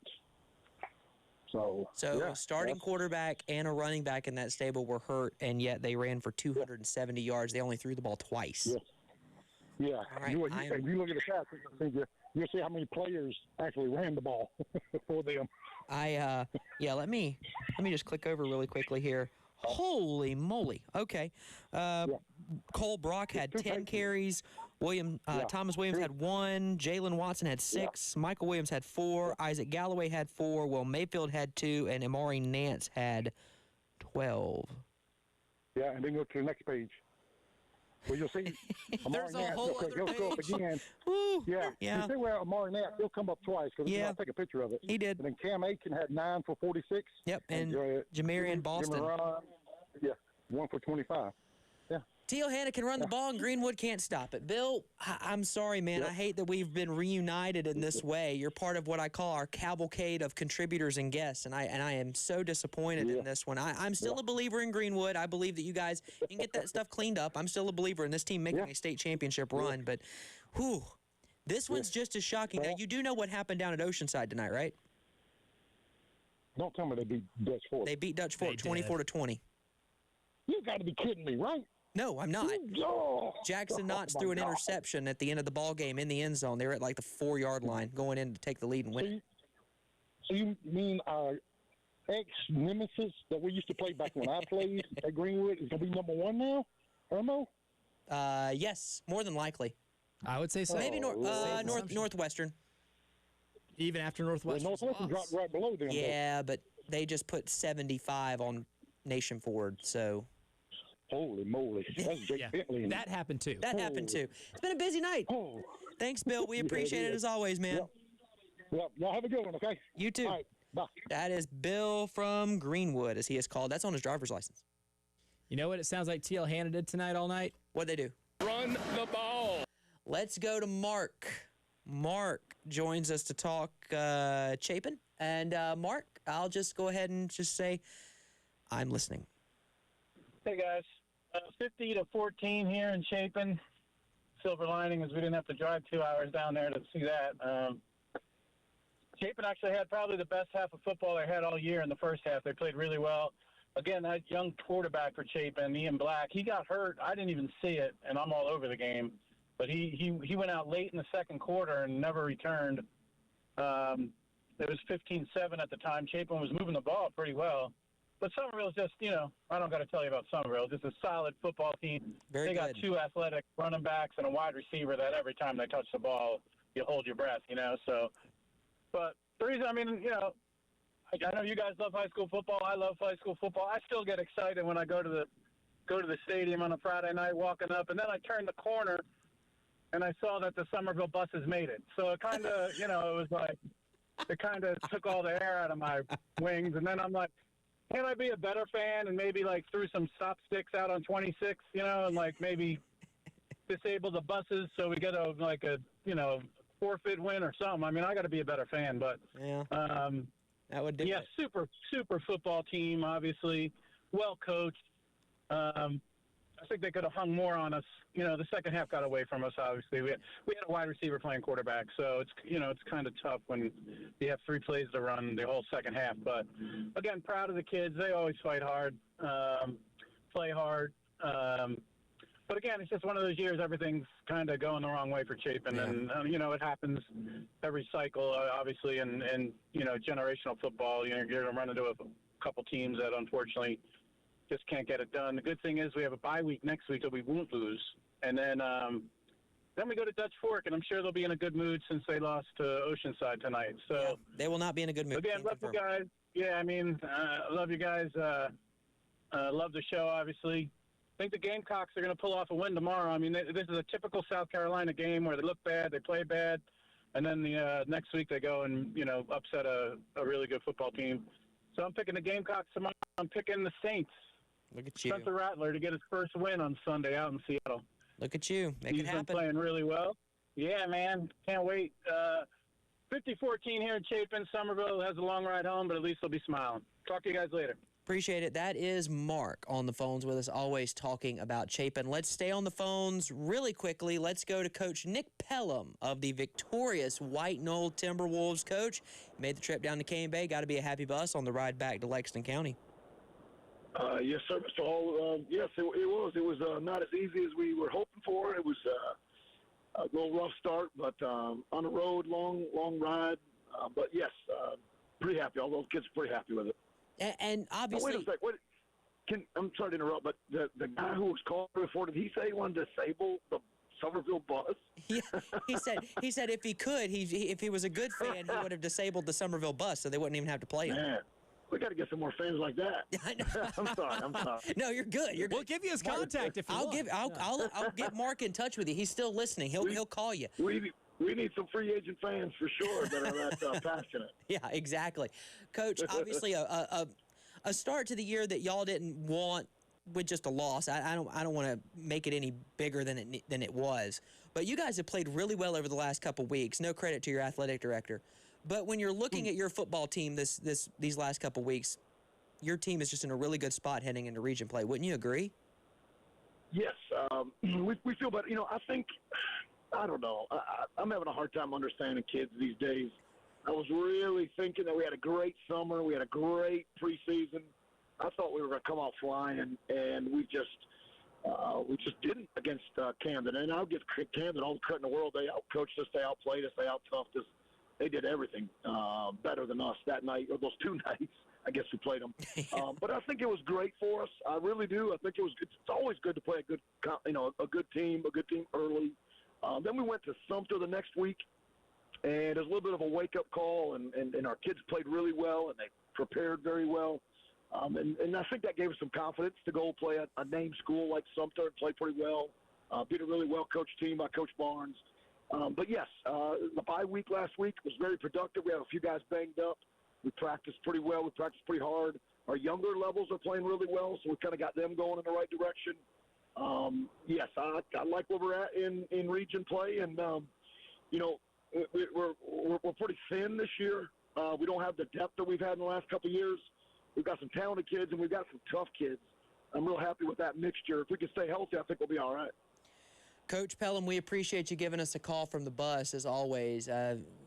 We appreciate your candor and your honesty when it comes to your football program, and y'all try to find those free agent fans if you can. And I'm not saying you have to disable some buses, but perhaps even just the thought is we're the program of toughness. And Mark sounds like he's a pretty tough dude, so he can come on over anytime he wants. Hey, Coach, the best offense is a good defense, and that sounds like really good defense to me. Hey, yes, that's Coach Nick Pelham talking about White Knoll High School football. And again, White Knoll football, it's not for everybody. Not for everyone. That's true. Coach, we appreciate it as always. Thank you so much. We got to hit a break. We'll come back on the other side. More of the High School Scoreboard Show presented by Cottman Transmission coming up on the game.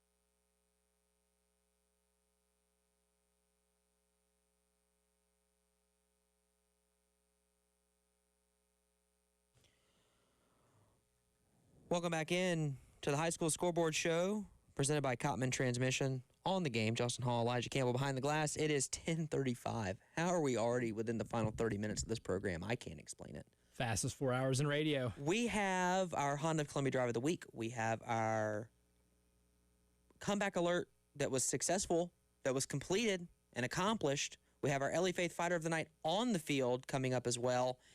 But we go first to the phones. Carlton wants to talk about Brooklyn Casey with a big win tonight against South Aiken.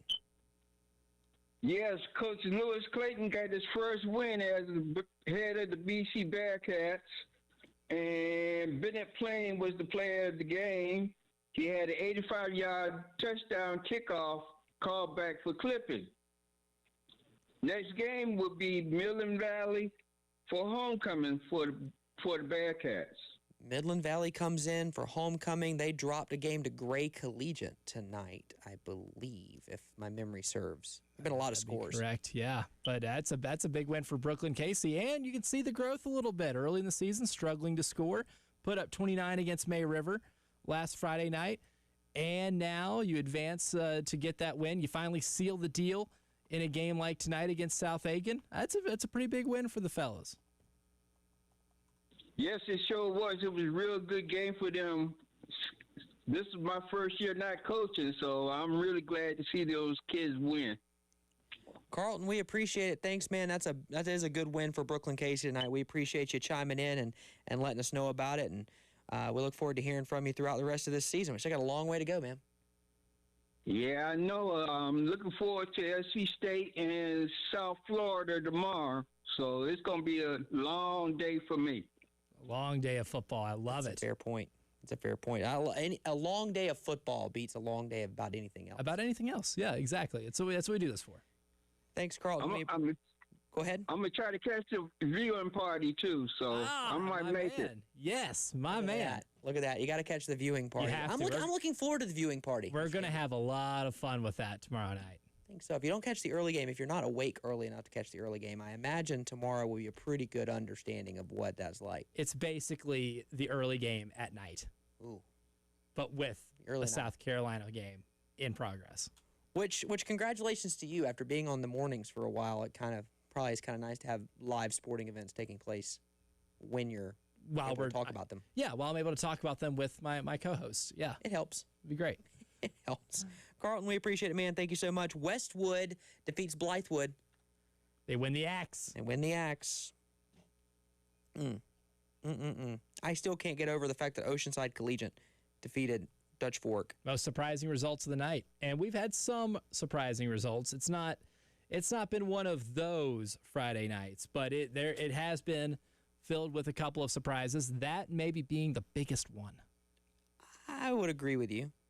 Gray Collegiate, by the way, defeated Midland Valley 38-6. Oh, they didn't just beat Midland Valley. They beat them pretty good. Took care of them. Mark hits me on Twitter and lets me know to tell Coach Pelham I'm in. We have a bye week next week, so just tell me where White Knoll is and I'll be front row. Coach Pelham recruiting for fans. Come southbound 26, then take 20, get off at exit 55B, go straight. You've got it routed out here perfectly. I mean, that's Chapin to my house. Come by, say hello. I'll be there. I'll give your address out right now. It's. Do you have my tax forms? No. Again. White Knoll is not on a bye next week, so they will need the help from you. By the way, remember when it was 21-21? I do. Between Rutgers and Iowa, it is still 21-21. Here's your drive chart. Here's your drive chart. Missed field goal, punt, punt, punt. Missed field goal, punt, punt. Missed field goal. We're so back. They got a little ahead of themselves by scoring 21 points. Now, if you want to know how Iowa scored the 21 points and you thought they were all offensive points, think again they returned the opening kickoff for a touchdown. Of course they did. How else would they get to 21? Hillcrest defeated Malden 29-7. The Rams win their 13th straight in this matchup. Kevin Garnett ain't walking through that door. And if he did, he'd be playing the wrong sport. He would be. He would not help them out in football much. You don't think? I think probably jump tight balls. end. Couple jump balls. Couple Jimmy fade Graham passes. who? I mean, Jimmy Graham turned out to be pretty good. Antonio Gates turned out to be pretty good. Tony Gonzalez turned out to be pretty good. of Falcons fame. Of Falcons fame. But also he's really good with the Chiefs. Kind of one of the best tight ends of our lifetime. I would agree. Travis Kelce, who? Yeah, whatever. By the way, speaking of that, before we get to our run of final scores, Cleveland hosts Green Bay tomorrow. I hear that's Preston Thorne's game he's watching, according to the commercial I heard earlier. He is all on Jordan Love. Tennessee is hosting Indianapolis, the Fighting Daniel Joneses, Indiana Daniel Joneses. That's the right. Vikings are hosting Cincinnati. My sources tell me the Falcons are still running on the Vikings. They still are. The Falcons decided to just go full on. Run the ball. And they should have scored more. Anyway, not the point. Philadelphia hosting the Rams. New England's hosting the Steelers. The Buccaneers host the Jets. Blech. Disgusting. Commanders Jets football. Commanders host the Raiders. The Falcons, my Atlanta Falcons, are at the Carolina Panthers. Should get a 2-1 after tomorrow. And of course, they'll be 1-2. Jacksonville is hosting Houston. Los Angeles Chargers hosting the Denver Broncos. The Bears host the Cowboys. The Giants host the Chiefs on Sunday night. Can we not flex that game? I'm all for the flexing of NFL games 48 hours in advance. Because honestly, wouldn't you rather watch any of these games than that one? But specifically, give me Cleveland and Green Bay. Give me the Rams. Give me the Rams and the Eagles. Cleveland's mildly interesting. Give me the Rams and the Eagles. Yeah. Over that one. Oh, that's your slate. By the way, Monday Night Football is the Ravens hosting the Lions. And that is the game of the week. That's nice. Let's go back to the phones, possibly for the final time, I believe. And it would be our buddy Roger who's on the line. Go ahead, Roger. Yeah. My alma mater, Hancock Tyler nieces, beat Tweedy, Lake Marion, 426. Fit the showdown next week at Hancock Tyler nieces against top 5 showdown against Bamberg Earhart. Appreciate that, Roger. Thank you, sir. Yeah, Hunter County Tyler got a big one next week against Bamberg Earhart. There's no question about that. Game of the week candidate. Game of the week candidate for sure.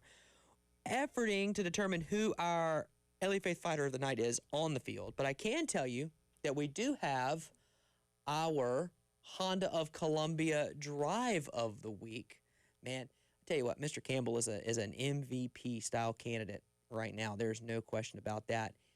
Go ahead and hit that button. The Drive of the Week, sponsored by Honda of Columbia.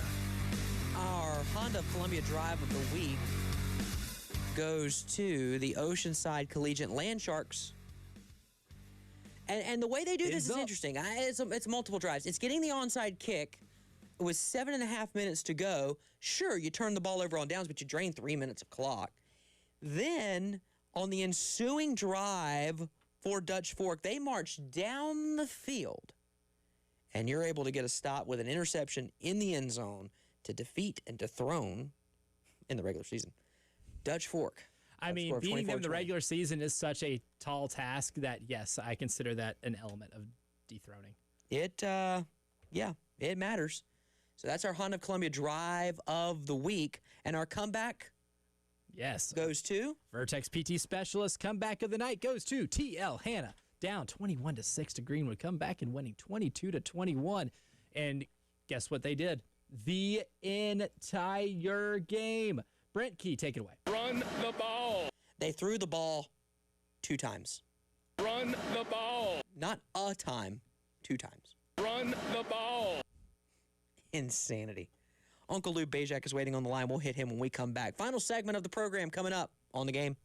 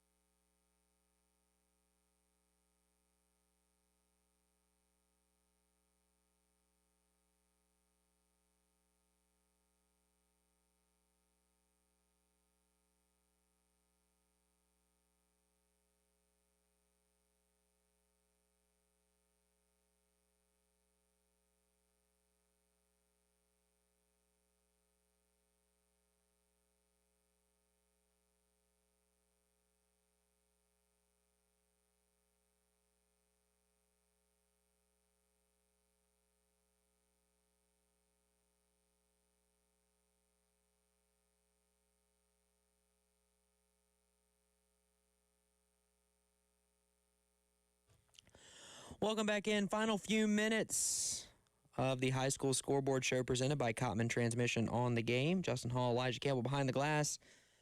Let's go to the phones. Uncle Lou Bajak is on the line. He was in a game where an otter correctly predicted the score, and I did not.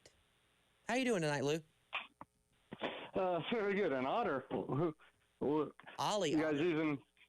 Oh, Ollie Otter. Okay. We're not using our own mascots to pick games like with a dog with a ball. But he was in studio. Yeah, he was in studio, and he picked South Point. I picked AC Flora. I felt good when it was 12-0. Ollie Otter 1, Justin Hall 0. Yes. So tell us about the game. Flora felt good when it was 12-0 as well, but it was just a dominant final 2.5 quarters from South Point. Despite it wasn't probably the most well played game. I mean, I think South Point had 24, 25 penalties in the game. Oh my God. Yeah, they were, and Flora was in double digits as well. So, but what Flora didn't have is number 0, Jazavion Currents, South Carolina commit. Another big game. Two touchdown passes. One touchdown pass, 2 runs. Also picked off a pass. He doesn't come off the field hardly at all. He did at the end when they had the game in hand. But just a big performance by him, and a big statement by the Stallions as they began region play with the top 2 teams in the region meeting in the first week. And then, Lou, of course, that game happened, but then 2 other games across the state that really have turned some heads tonight. T.L. Hanna at home takes down Greenwood, only throwing 2 passes all game long. And then Oceanside Collegiate gets the win over Dutch Fork tonight, 24-20, with a defensive stand down on the goal line. Your thoughts? Yeah, that's going to be a nice bus ride for the Silver Foxes back from North Charleston. I wouldn't be on that. Wouldn't want to be on that bus. That's for sure. No. 24-game winning streak snapped, and I'm sure that will get that, and Coach Knotts will get Dutch Fork's attention now as they turn their attention to region play beginning next week. I would rather be run over by the bus, I think. I'd rather have the bus hit me than ride back on that bus. I'd rather ladybird the bus, which means I find an opening and I jump out and roll. Terrible reference. So, Lou, looking ahead, we're into region play for most teams this week, and then next week, of course, as you're looking at that region with Irmo and Dutch Fork. I don't want to overanalyze any loss from Dutch Fork, but thoughts on a favorite in 5A? It appears to be a pretty wide open classification, as many of them are right now. Yeah, I thought, coming in, everyone's thinking Dutch Fork with that deep and everything, but definitely got some flaws, that's for sure, going in. And, I mean, you look at, they don't have to play in Northwestern, obviously, because that's Division II, but I think Irmo's right there. I mean, they've looked impressive in that, and everyone's going to point to that last game of the season. So, and you throw in Somerville. Somerville got to win tonight, and I think those 3 teams and Spartanburg, and we'll see in Division I. I think it's not as I thought it was Dutch Fork and everyone else to start the season, but looks like definitely they got some work to do. Uncle Lou Bajak joining us on the line as he always does and is able to on a Friday night. We appreciate it, sir. Good luck to your Steelers tomorrow against those evil New England Patriots. We'll talk to you next Friday. All right, thanks, guys. He did not mention another team in 5A. Who scored a lot of points. That coach joins us right now. That's Coach Perry Parks from the River Bluff Gators. Points. That's the kind of offensive output this man likes to see. Coach, congratulations for a home victory on homecoming. Absolutely, man. I appreciate you guys, and just happy for my coaches and my kids, man. They did a good job. We got to do a better job valuing the ball. We threw a couple picks in the game, but our running attack was very potent tonight, and I love to see it. ABC, always be coaching. Coach, you guys were down early. And then rallied, and by rallied, I mean you just started to put it on them offensively. Of course, you did throw a couple interceptions, as you mentioned. But what does it say about the growth of your team? We chatted with you after week 1 a couple of weeks ago, and we had an honest conversation. And where's your team at now compared to where they were just a couple weeks ago? Well, they know they can win. Like, that's. I mean, you look at our schedule, we kind of got exposed versus Rock Hill, bounce back win, shutout versus Brooklyn Casey.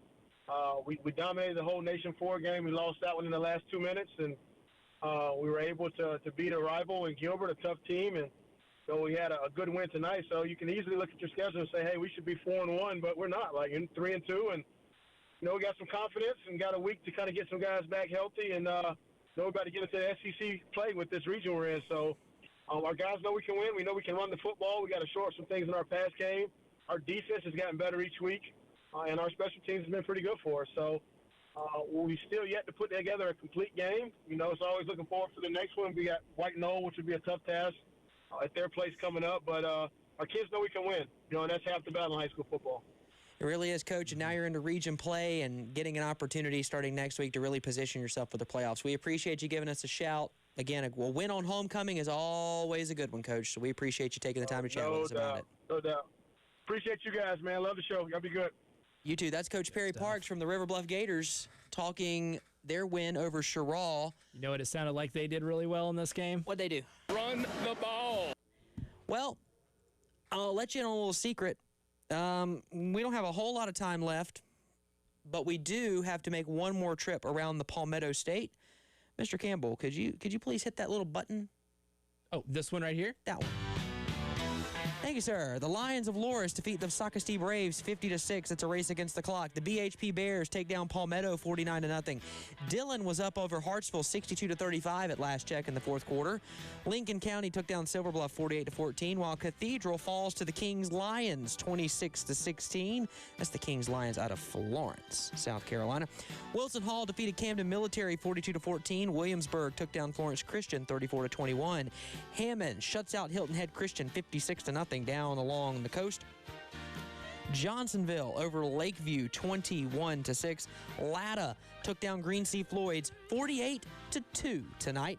The Bears of Carvers Bay defeated the Hannah Pamplico Fighting Josh Turner Raiders 20-14.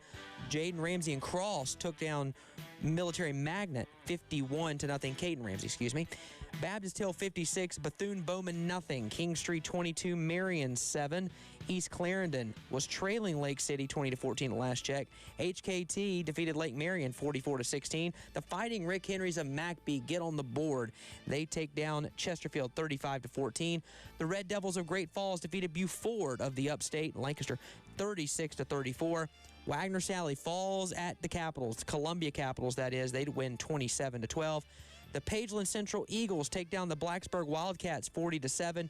Hanahan, the Hawks, take down Timberland 49-20. The Tigers of Swansea moved to 5-0 for the first time since 2012. I was a junior in high school. They defeated the Barnwell Warhorses tonight 30-12, simpler times.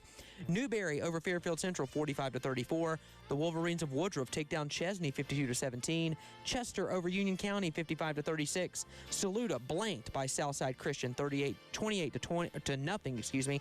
Christ Church Episcopal, the Cavaliers took down the Chapman Panthers 48-20. Liberty hangs 70. They defeat Walhalla 70-42. Hilton Head was up on Hampton County 31-21 at last check. Bishop England over Porter Goud 40-23 final. Beaufort 48-0 over Battery Creek. Wilson over Lakewood 26-0. Lower Richland took down Your My Our Darlington Falcons 36-12. South Florence shuts out Crestwood 42-0. Great Collegiate over Midland Valley 38-6. North Augusta over Gilbert 56-14. Brooklyn Casey gets win number 1 35-14 over South Aiken. Camden hangs 61. They defeat Richland Northeast 61-15. The South Point Stallions get the win over AC Florida tonight. Seneca over Travelers Rest 42-10. Daniel clips Clinton 41-39. Blue Ridge edges Pickens 50-42. Greer over Berea 56-0. Carolina High and Academy over Southside 6-0. Strom Thurmond over Emerald 35-13. Stratford 51-0 winners over Collin County. Lucy G. Beckham over Bluffton 35-20. James Island over St. James 63-7. Marlboro County over North Myrtle Beach 21-3. Conway takes down Aner 32-23. Dutch Fork falls to Oceanside Collegiate 24-20. Irmo defeats Myrtle Beach 49-14. Somerville defeats Chapin by a score of 50-50.